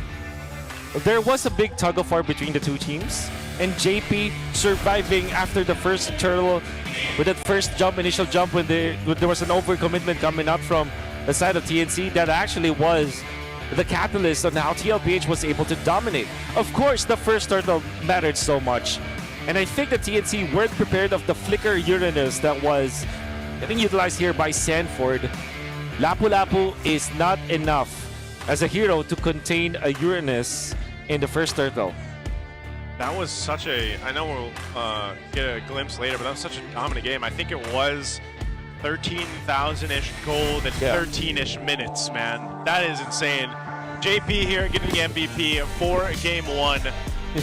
You can, yeah, I mean, what can you say? JP was able to do so much on the Khalid, set things up for game 1. Okay, I will credit it to really that unforgettable play that he did earlier. Where he survived, or which one? Yeah, because he survived. Well, does it count a play? Does it count as a play if you just survive?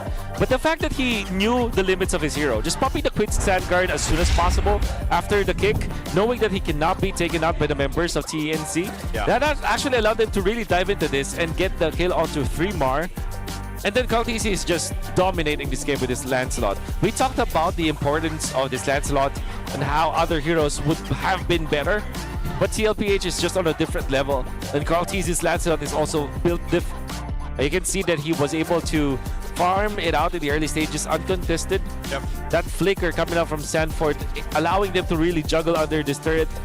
netting him the double kill. Sanji eventually will be taken out. And TLPH are proving to us how strong this Jushin really is. I think if you look at game 1 here, this is a great kind of metaphor for where they are in the standings. Like, this is just how dominant right now Team Liquid Philippines is and how clean their gameplay is. You got to remember too, this Lancelot has not been picked up, I believe, yet. This was one of the first picks. I know it had a contention right there. It was probably banned out once. Yeah. But yeah, this is, nonetheless, it goes to the guy that plays him the best. You know, it's Carl Teasy, it's his Lancelot. And like we mentioned earlier, when you mentioned the 4 horsemen, man, they are 4 legendary players that have so much history and veterancy behind their names. And they're playing as if it's year 1 for them. They still have so much potential. They still can improve, and they are showing us how it's done in a season where everybody thought that maybe TLPH will not have as much contention because everybody in the Philippines is just improving. It turns out all they need was the trust from both Teddy and Daiki. Now they are over the moon. They are about to destroy TNC if TNC does not, wake up in game number 2. To think that TNC had a great start to the draft. Maybe the last 2 picks are questionable, but at the same time, the first 3 picks just make so much sense to me. It seems like TLPH are just outplaying TNC in this regard. I feel like TLPH also just kind of figured out how to work against the Harley, because Harley's been so dominant.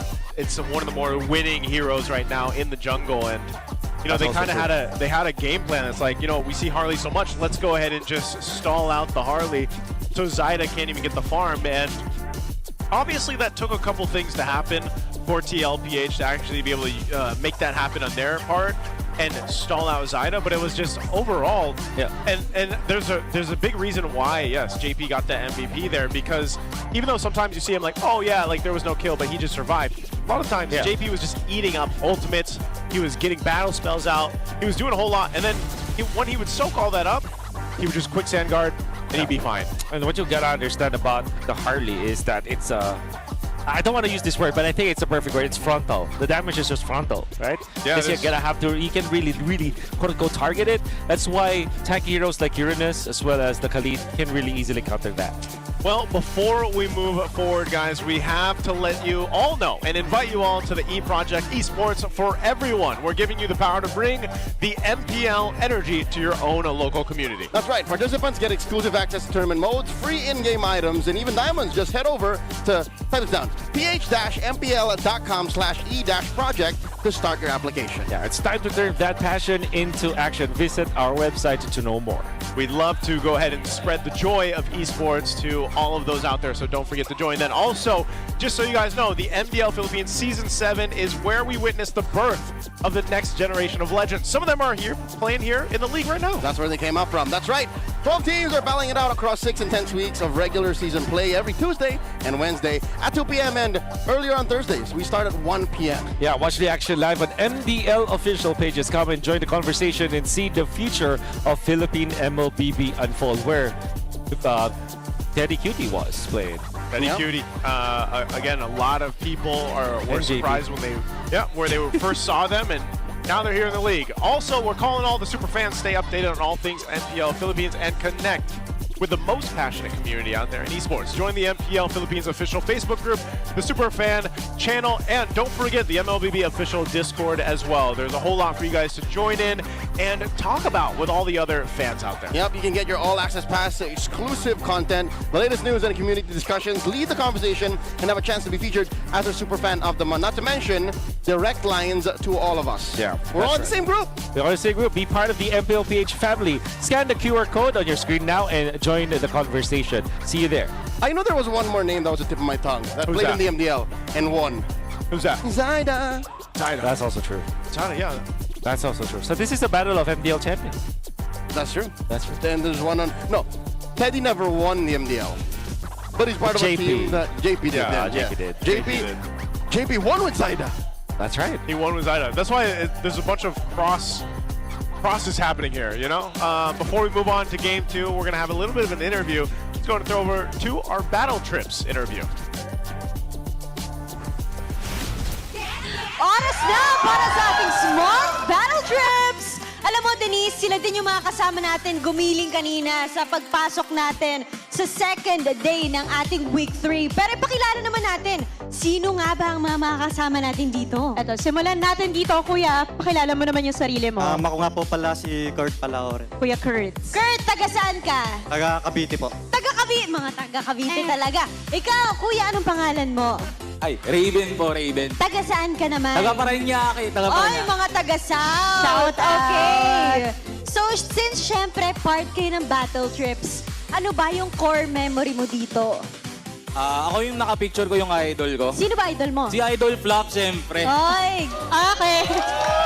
Grabe ka na, Dol. Si Kurt naman. Kurt, ikaw, kamusta yung experience mo so far? Nakapicture din yung idol ko. Sino naman? Si Lansu. Sila Ansu. Talaga namang idol nila, mga pro players natin, no? Pero syempre, Denise, nakita na natin silang sumampol kanina. Pero parang nabitin ako eh. Kasi Ako din hindi eh. nakafocus sa kanila yung Oh, camera. yes, that's true. Okay, meron tayong mga hahamunin dito for another Get Out challenge. Okay. Ikaw muna. Kuya, kaya mo ba? Nagtatago. Request back. Parang magre-request back up si Kuya. Hindi tayo magpapatalo. Hindi tayo magpapatalo. Yes, yes, yes! Okay. Anong pangalan mo, ate? Marie Chris po. Marie Chris. Kanina pa si ate Marie Chris yung makataw eh. Kaya nga. Pero syempre, si Raven, kaya mo ba maki-get out? Siyempre, kaya ko. That's the spirit! Pinalaki to ng sex bomb. Hindi, lagi siyang lumalaban-laban. Okay, Wait, sinong bias pala nila? Sino ba ang bias mo sa sex Si Jopay. bomb? Si Jopay. Jopay. Musta ka na? Okay. Ikaw ate, sinong bias mo? Si Rochelle. Rochelle? Okay. Tingnan natin kung sinong mas magaling for a showdown sa ating Get Out Challenge. Ready, guys? Akin na hawakan ko yung mic mo. Okay. Dito kayo sa harap. DJ! Music, please! Maglaro tayo, di kami patatalo. Maski duo o trio, kahit five man pa kayo. Kahit pa sabay-sabay, ang kailangan sasablay. Kung mag-group ang pabilis, sure na why? Get out! Bilis sa beer, one hop, one port, one port, one hop. Sa beer, beer. Bilis sa beer, one hop, one port, one port, one hop. Sa beer, beer. Bilis sa beer, one hop, one port, one port, one hop. Sa beer, beer. Bilis sa beer, one hop, one port, one port, one hop. Sa beer, beer. Sorry! Grabe yun! Isang get out muna dyan, Raven! Get out! Ate Marie Chris! In 3, 2, 1! Get out! At dahil dyan, meron kayong merch para sa ating LLBB and Sex Bomb collaboration! Great job! Okay. Okay, Raven, ito ang para sa'yo. I-flex nyo ang inyong mga t-shirt ngayon dahil limited edition yan. Pakita mo!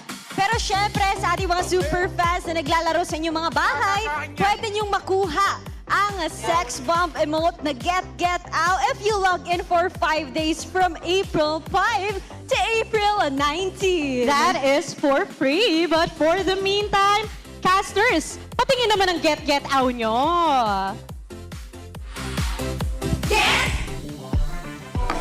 Yeah, I like the way he did it. The get out. It was very spirited. It was very spirited. Passionate. Passionate.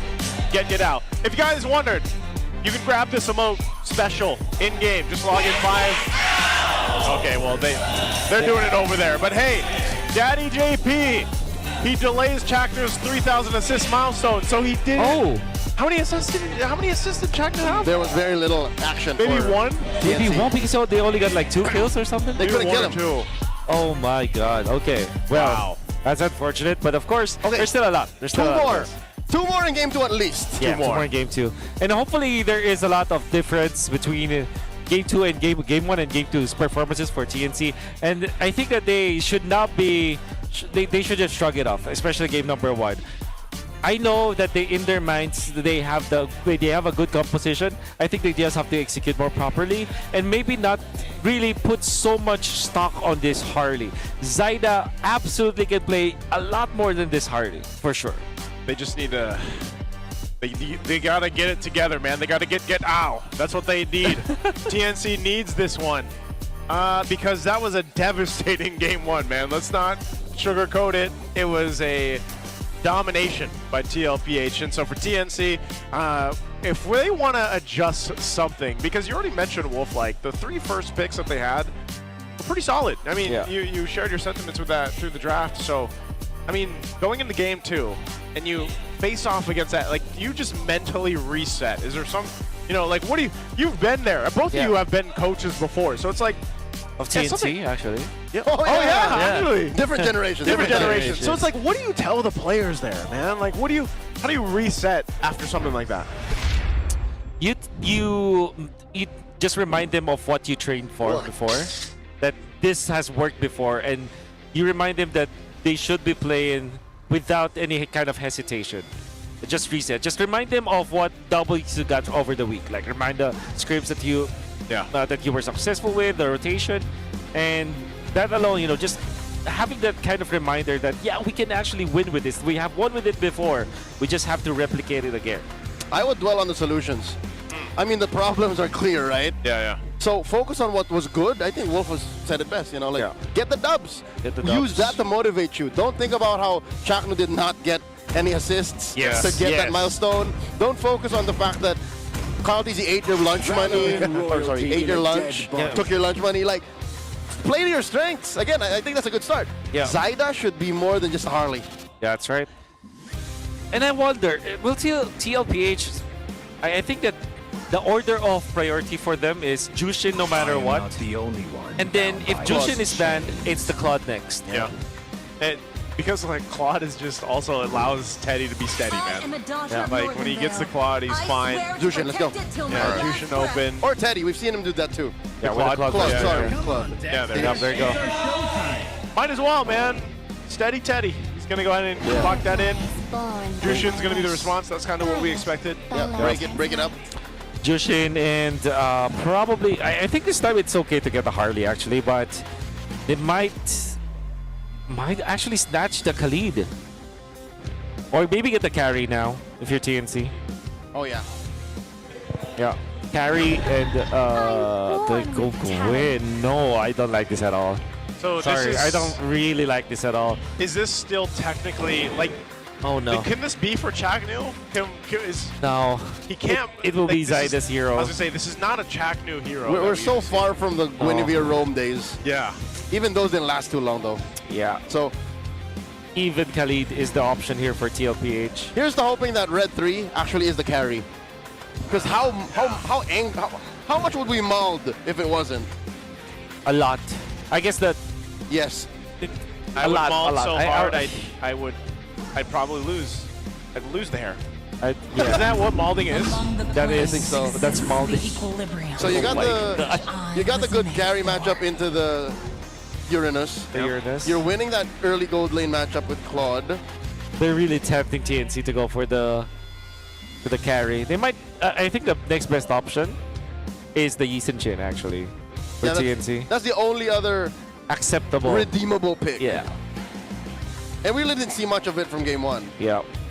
And if they don't get it right now, it will be banned out. Both of them will be banned out. They are going to be stuck with Harith, and that will mean that they will have full magic damage once again. Oh, yeah. So you absolutely have to take my own path. What do you feel about this then? You're about to say you have to absolutely pick.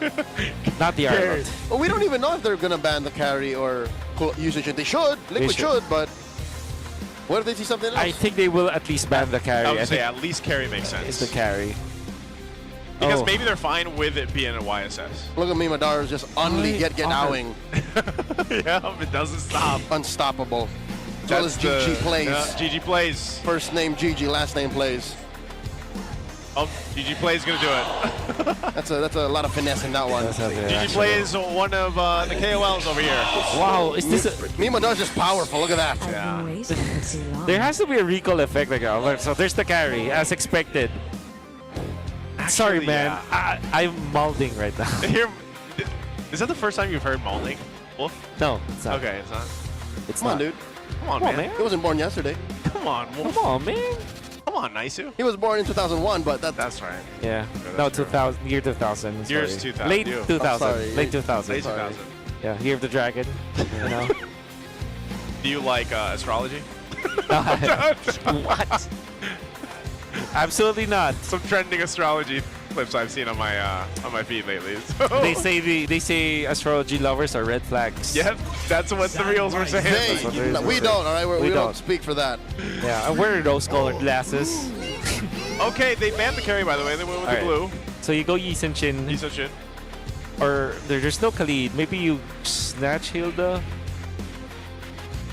Hilda Or for a Grok, Jagger. actually. A Grok would be good. For the sake of TNCN, we're looking at Chakno, I'd say Grok. Yeah. Get the milestone on your most played hero. That's right. I think it was 72 games he's had on the ground. That's right. Now 73. Yeah, if he makes it. Yeah. So if you're TLPH, you know, what's to say they will pick up... Oh, no, they will pick up another assassin here. I'm 100% sure because they went in for the Uranus. I think for TNC, they have to get the Hilda now. But if they do, what TLPH will do is to put this Uranus in the jungle and give... Okay, so there's the Gatot-Kacha. All right. That's okay. That's okay. Yeah, that's fine. Is is TNC following the train of thought of Falcons earlier today? Yeah.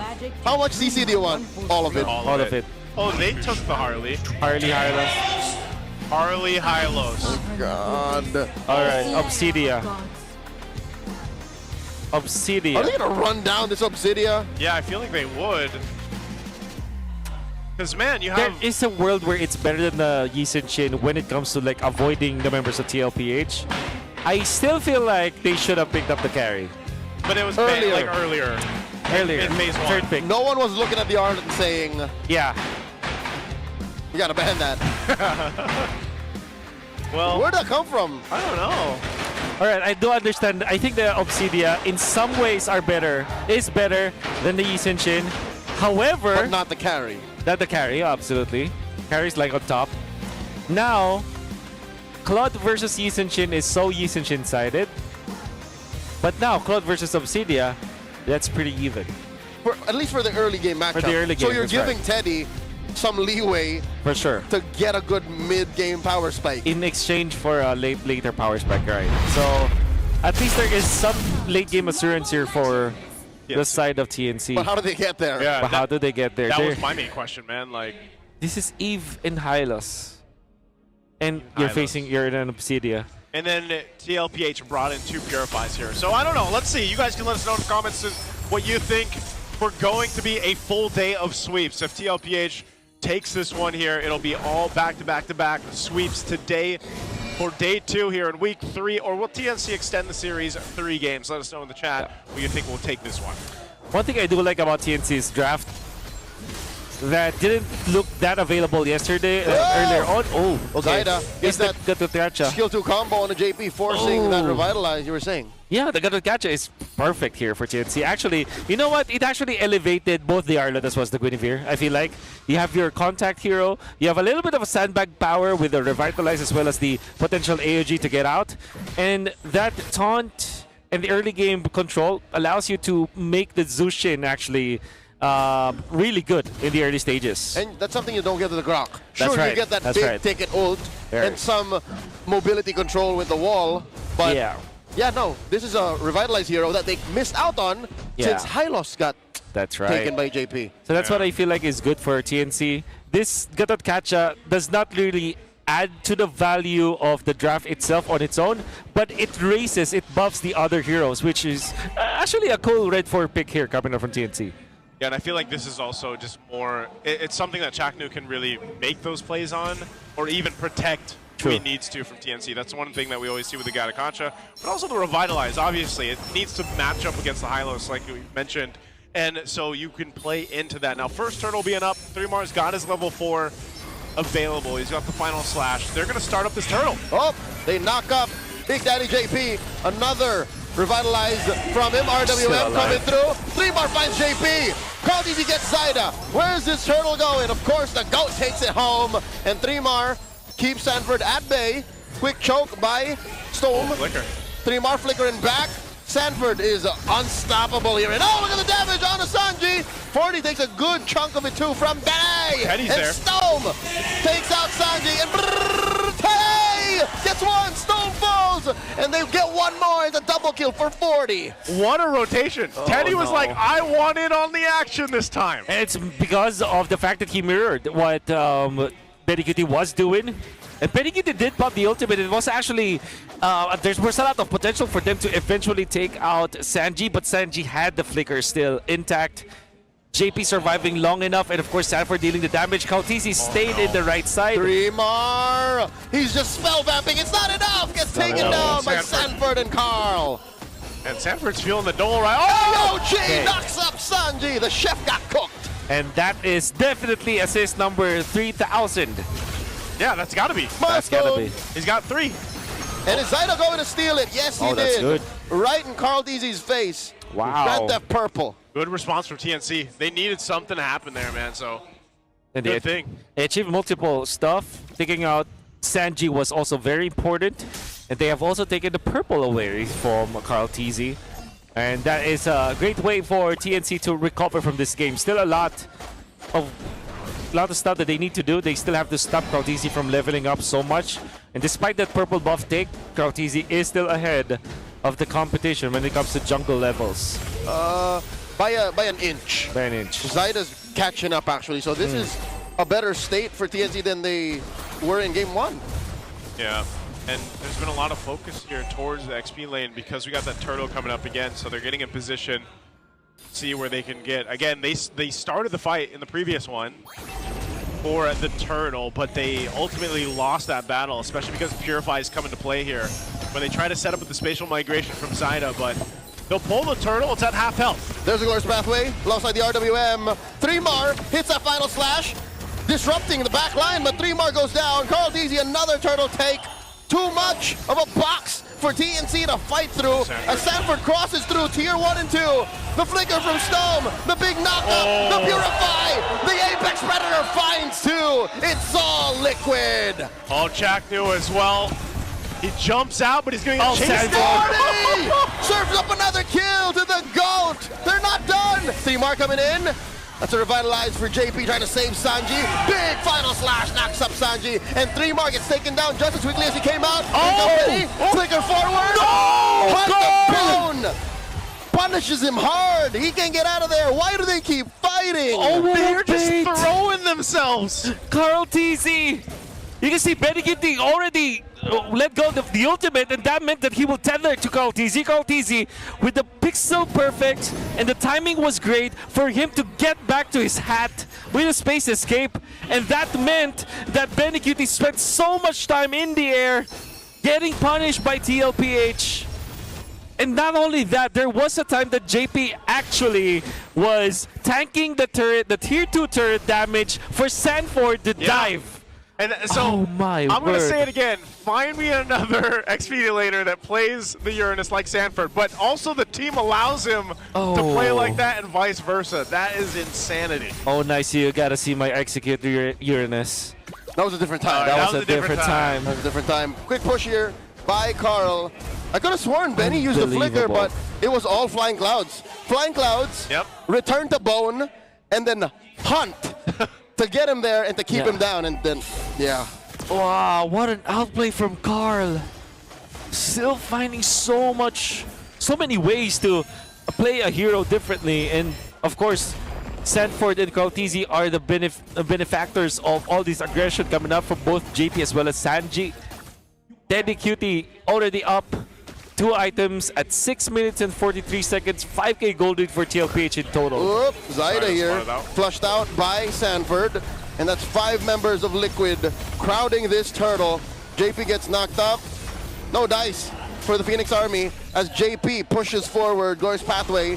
Chaknu covering the exit, protecting the rest of his team from even more aggression. Liquid are up by 6,000 gold. And that's one of the things that happens when the Uranus like this has this kind of lead. You can just bully. I mean, look at him go between the 2 turrets if you want. Okay. Real world manipulation, forcing a flicker out of 3mar. And just like that, snap back, it's deja vu. This is the game 1 situation all over again. Oh yeah. Zyda will be able to secure his purple.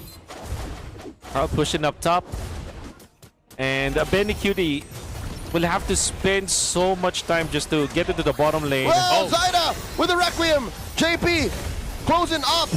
Glorious Pathway. Final slash low and hole. Blazing the way from Benny. Taken down. Zaida. Teddy, rather. I'm so used to it being Benny. And Chaknu with the Revitalize and the heal. Quick knockup for 40. Can he get shut down? Yes, he did. Benny gets some money from that. A lot of gold on this Obsidia as Liquid just dodges that final slash. Oh, yeah. That's a big shutdown that Benny needed. Massive Benny gets it, yeah. shutdown.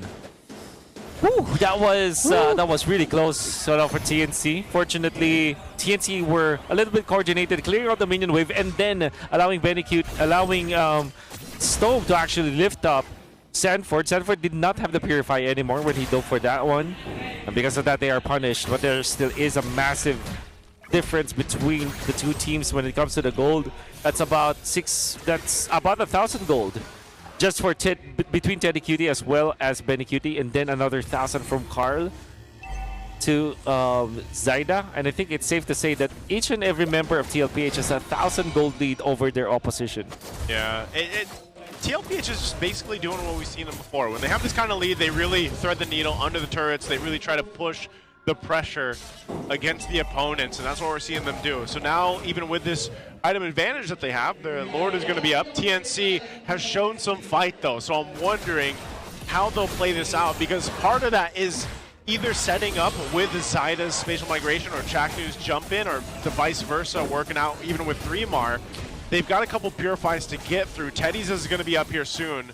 JP will go ahead and spawn out 3mar, so this could just be a Lord of the hands of TLPH, where TNC is deciding, you know what, we're better off defending and just getting some more time under our belt here. They're in no shape to contest. If they were, their only chance was to go all in, and that would have resulted most likely in a wipeout. Yeah. Whew. And how do you defend averages? I think you're just gonna have to wait for the late game where Obsidia is gonna hit like a truck, and maybe Storm will be a problem. Real Revelation plus Glorious Pathway. Chaknu AOG defensively. Backing off. They get to protect their gold shield, but no, 3mar misses the flicker final slash and gets punished. The worst way possible. He got a smile on his face like, should not have done that, sir. Yeah, he got punished hard there. Shields are going to pop here bottom and mid, and without 3mar, TLPH with the Lord will look to take some base turrets here. Without a massive flicker, too. They do get Sanford, choke him up. They lose his inhibitor down bottom. Lord still standing. Top lane, Holy Shield gets popped. And just like that, they have permanent damage on the bottom lane. I'm not sure if they can actually get another base turret here. 3mar doesn't have the flicker, but he does have a final slash. Pathway dropped down in the mid. Chaknu, compromised. Does have his revitalized, but no AOG. Catches a face full of deadly magics. And Sanford just sidesteps that final slash. Oh my goodness, TNC. You really have to reset now. Not only are they not having a great time when it comes to their draft, when it comes to their pickups or their executes, but they're also missing their shots, particularly 3mar getting out of farmed by TLPH. And we are talking about also missing your shots because you're afraid of your opponent. You're overthinking your opponents. Yeah. I think mentally TNC has been scarred by TLPH. Is this the aura factor you talked about? 100%. It has, I mean, it has to be. Look at TLPH, they're across the board, they're all calm and steady. Right, again with TNC, they are all stressed out here given the situation because it's very like game one. I hate to say it, but the aura has varying effects. Yeah. For some people, it makes them more timid. It makes them more shy, more nervous. Here, I hate to say it, but Liquid brings out a really ugly side of TNC. Right. The one that wants to keep fighting even when it's not the right call. I agree. Just keep going, you know, throw your head in the wall. Maybe I can flicker a final snap. What do you think? Yeah. You're going for the Hail Mary plays at this point. I wonder if 3mar ran that through his team. What would have been the follow-through? Obliteration, man. Because even if you, who would you have caught? That's the thing. And also, I don't like the idea because what will happen is that you're gonna be pushed back by the Holy Shield. So there is a world where the turret has anti-synergy. It's a with your non-ball. final With it- slash. Yeah, true. It's like your worst enemy when it's up. Yeah. Just in case. This Lord is up. Again, you're probably just going to see TNC give this one up and face off against this push in the base. Kind of leaning on the potential to turn things around there. And maybe then the final slash can actually be utilized. But even taking a look at the items, are they in a position to win a messy team fight or a misstep from TLPH? Oh. What's Benny building here? He's got a Wind of Trinity Nature? already. He going Wind of Nature? Is Wind of Nature good in this scenario? I think he has no choice. DHS, maybe unless... No, you don't go in this battle. Was that would he go for a gun? Probably. Or yeah, a wind talker might be better, I'd say. You need a lot of ways to deal with the frontliners here of TLPH. Winter Crown by Sanford. Uh-oh, Glorious Pathway plus the RWM. 3-mar in jeopardy, and he's gonna get taken down here. Oh!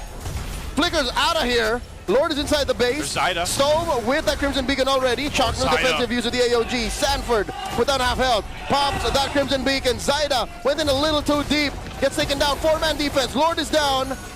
Liquid inside the base. 13K up. TNC still breathing. Still breathing for now. They got a wave in mid to push in. They just have to clear this out. Chaknu blocking that wave. Stone daring the rest of Liquid to try and come in. JP obliges, drops that Glorious Pathway. Chaknu very low. That is the unbreakable backwards. Gets taken down by Carl. The base at about half a turn comes in with a blazing duet. And that's all she wrote. Liquid sweeps TNC. 6-0, the start for TLPH.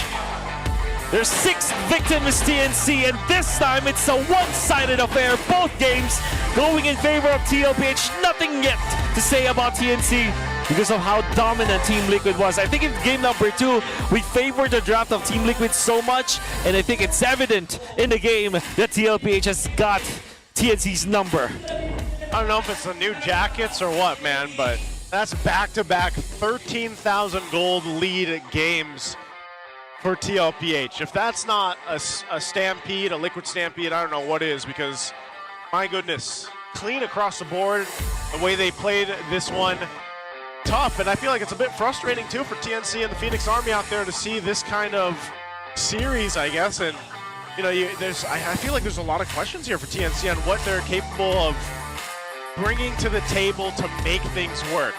Because it seems like they had the right concepts, but when it always comes down to the execution, this one they just had trouble with. And there we get another look at the get. Oh.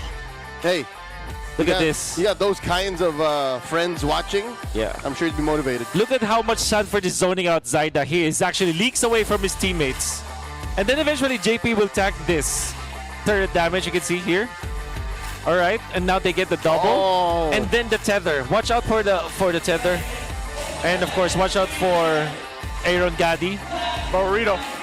No, get out. Oh man. Oh, that was. I hope we didn't have to replay that. We gotta replay that. That was mad punishing. Yeah, that's tough. Again, this is such a dominant performance here for TLPH. I'm so curious what they have to say. We're going to be thrown over on stage to hear exactly what Team Liquid Philippines has to say. Let's take it to the stage. And with a continued win streak, give it up for Team Liquid Philippines! A major round of applause for Team Liquid Philippines. 6-0, they remain undefeated. Odin, what a feat for Team Liquid Philippines. That is right. Napakagandang performance this season 17. Pero ngayon, Carl TZ, napakaganda rin ang pinakita mo with that Harley in Game 2, legendary. Pero kanina, Game 1, noon lang ulit namin nakita ang signature hero mo na Lancelot. What took you so long? Bakit ngayon lang? Ano po, sobrang dami po kasing nerf ni Lancelot na parang di na siya pwede prior pick talaga. Kaya kapag maganda lang siya sa lineup, tsaka lang namin napipick. So although na-nerf siya, na-pull off mo pa din. And what calls for a Lancelot sa kind of draft in Game 1? Siguro po kasi ang lakas ng Uranus ko eh. Oh, yung Uranus. Gusto ko lang din tanungin itong Uranus mamaya. Pero Okay, later for on. now, For the meantime, I want to give the spotlight here to JP. JP, tremendous job today, but yesterday you clocked an all-time assist of 3,000. Guys, palakpakan naman natin si JP. And with this major achievement, ano yung next milestone for you? Ayun, siguro po, pakatagal pa sa season na to kasi parang gusto ko pa rin makabalik sa Worlds ulit. That's major worlds ang achievement na susunod ng Team Liquid Philippines at hindi malabo yun sa pinapakita na lang performance ngayon. that is right. Siyempre, lahat naman ng pro players ay merong mga susunod pang milestones na inaabangan. Pero inaabangan din natin si Sanford bilang isang Uranus na talaga namang naging strength down ni Carl TZ in that match. Sobrang ganda din talaga ng performance mo, Sanford. Mukhang nagmamadali ka atang umuwi ngayon. Parang ang bilis niyong tinapos. What inspires you today in this match? Siyempre, nanonood po yung ate ko, galing Canada. Oh, wow! Dun sa mga pinsan ko andyan. Wow, shout out to you, ate. And, tiwala lang ako sa coaches kasi, kahit ayoko yung hero, pinupush nila ako. Ayaw niya daw kasi, coach. Pero maganda pa rin naman ang kinalabasan. And meron ka pa bang gustong batiin this day? Happy birthday! Happy birthday to you. Happy birthday to you. To you. Kung sino ka man, Dol, tingnan muna natin ang MVP. Happy birthday po kay Mingwin. Mingwin. Idol ka talaga. Inspired, hindi lang si Sanford, buong team. Pero for the meantime, eto na ang sagot sa tanong ng lahat. Sino kaya ang ating si JP? Nauna. Okay. JP. Hindi na namin kailangan questionin, JP. Napakahusay mo in this match. What is your message to the whole cavalry? And thank you po sa sumusuporta sa punta dito sa venue and sana magtuloy-tuloy pa yung win streak namin. Yes, tuloy-tuloy ng win streak. Congratulations, our match MVP, JP, and to the whole Team Liquid Philippines. Palakpakan naman natin sila. You may now take your bow. And you may now take your walk of victory. Once again, congratulations. They remain undefeated. They remain dominating. They are the team to chase. They are the team to set the standard. That's Team Liquid Philippines for you. I love that, Denise. At syempre, na-excite tayong malaman kung ano nga bang pinakita nila in that game. Kaya naman, balik na muna tayo sa mga casters. Casters, kayo na to. Thank you so much, Odin, Denise, and congratulations to Team Liquid Philippines there. Congrats to JP, and you know what? Happy birthday, Mingwin. It was Mingwin. It was Mingwin. Why would I question that? Why would I doubt that? Yeah, it was Mingwin. I mean, we posted about Mingwin before. We did. Yeah. We did. And he's the MVP. Yep, he's the MVP. Yeah. And to think that he didn't want to play this hero. You know what? I think he was like, you know what? If I have to play him, I'm gonna play it my way. Play my way, yeah. With a Flicker game number 1, Purify in game number 2 for obvious reasons. And the last pick up on the Winter Crown, I think the most memorable Sanford play that I will remember is the second turtle play where he, because you already know what the tempo is for TLPH on when they will go for the, for example, when he plays the Yuzhong, he plays with Kautizi at the same time. But this time it is a little bit more advanced. The reason is because he is ahead. He knows also that he can bully Zaida out of the lane, out of the turtle. We can see here. You see 4 minutes and 30 seconds. Zaida is way out of the zone of the turtle, but he still keeps on going. His teammates are leagues away from him, but of course, JP eventually, connects with him. There was Carl TZ also outputting the damage, and Carl TZ's MO was actually to go for the purple buff.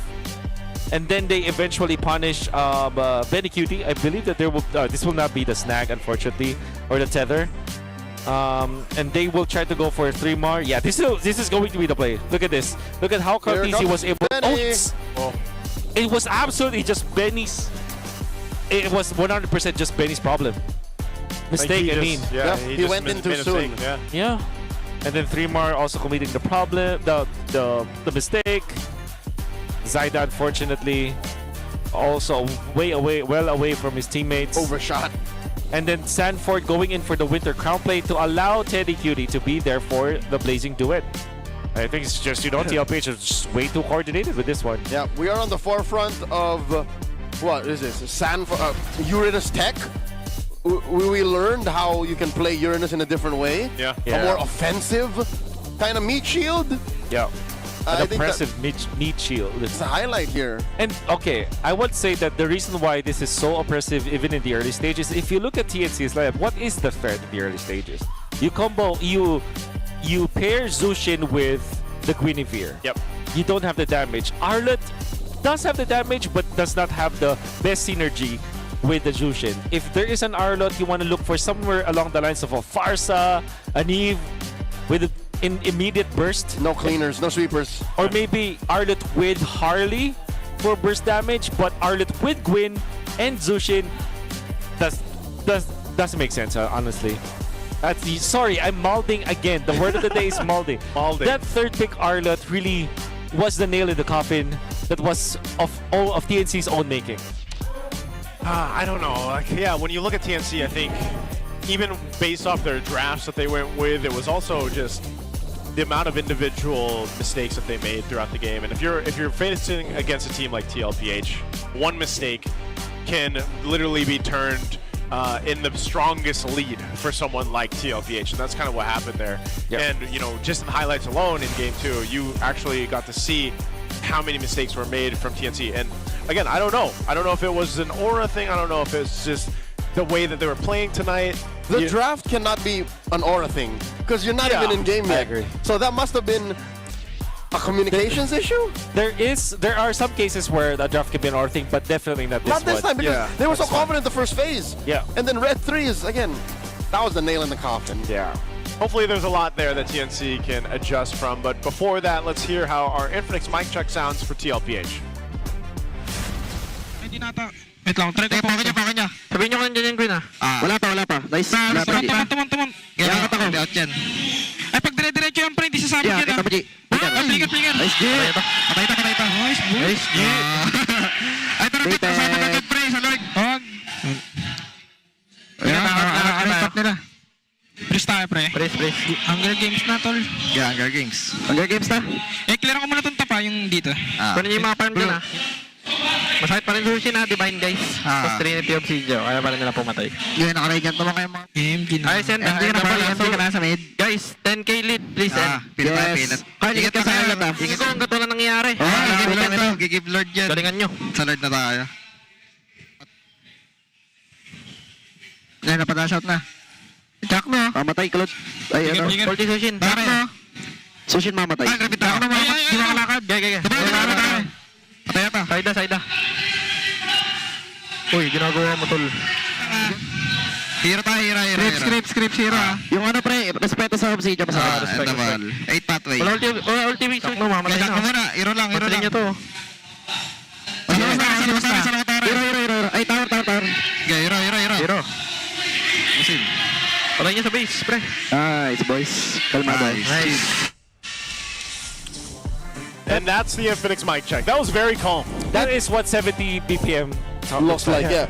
Did we hear the same thing? Did they say, oh, Hunger Games? Okay, I have a theory. Yeah, okay, I do too. I'm pretty sure they're not talking about the young adult line of books by Susan Collins or the movie series starring Jennifer Lawrence. Okay. What's the theory? My theory is that because they immediately went in for the green camps, for the own juggles, I think they're starving. Correct. That's what it is. I think that's what it is too.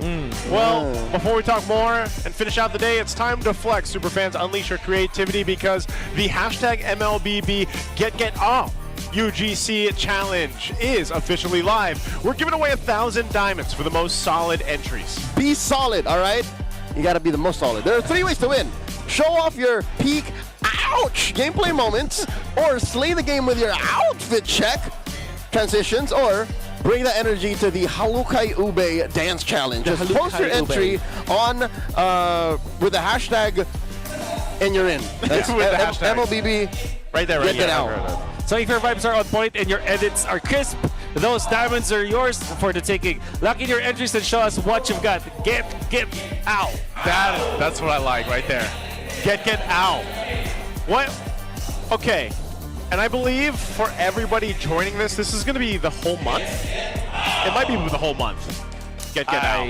Are we? Of sex bomb goodness? Of sex bomb goodness. I mean, I'm in for it. Burrito's happy. Yeah, he is.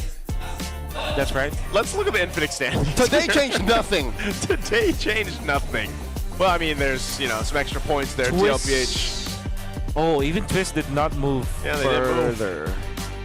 That's right. So it's practically the same. Oh my lord. Nothing happened today. Nothing.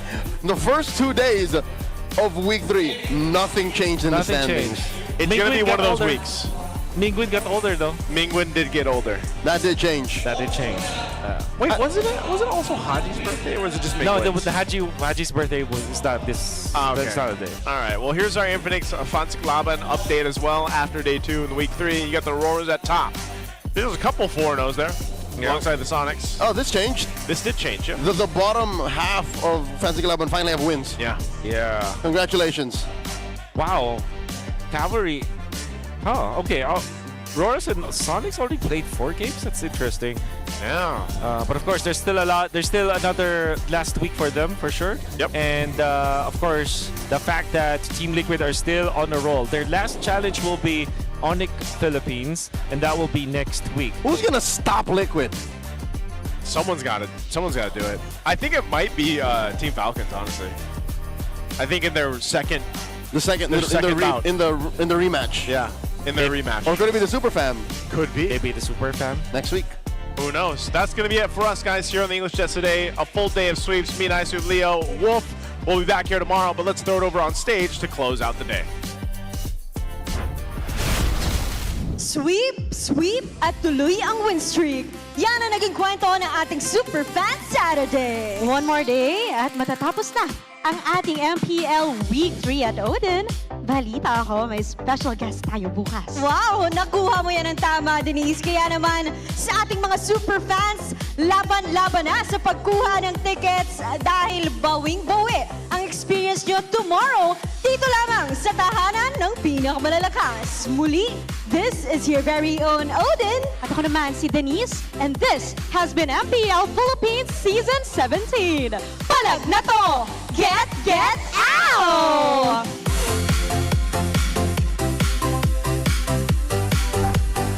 17th season of MPL Philippines is brought to you by the following sponsors. Infinix, the official gaming phone partner, the power behind every Madlang gamer. Smart, the simply reliable connectivity partner of the MPL. Our partner in esports, Clear Men. And our strategic partners, TT Racing, Ferry, and SIP. Don't miss any MPL action by following our official Facebook and subscribing to our YouTube channel. Follow MPL Ph on TikTok for more content. Experience the lakas ng Pinas of MPL Ph Season 17 live at Victoria Sports Tower. Grab your tickets now via the official MPL Ph website. MPL Philippines is monitored and supervised by the Games and Amusement Board.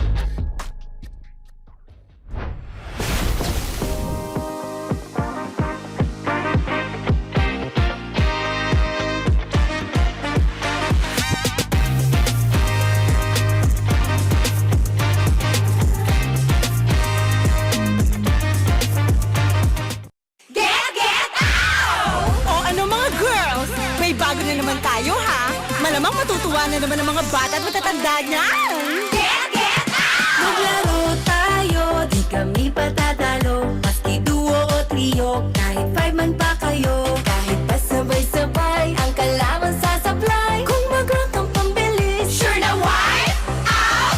Get out! Pili na ng lane at mag-pick ka na ng hero!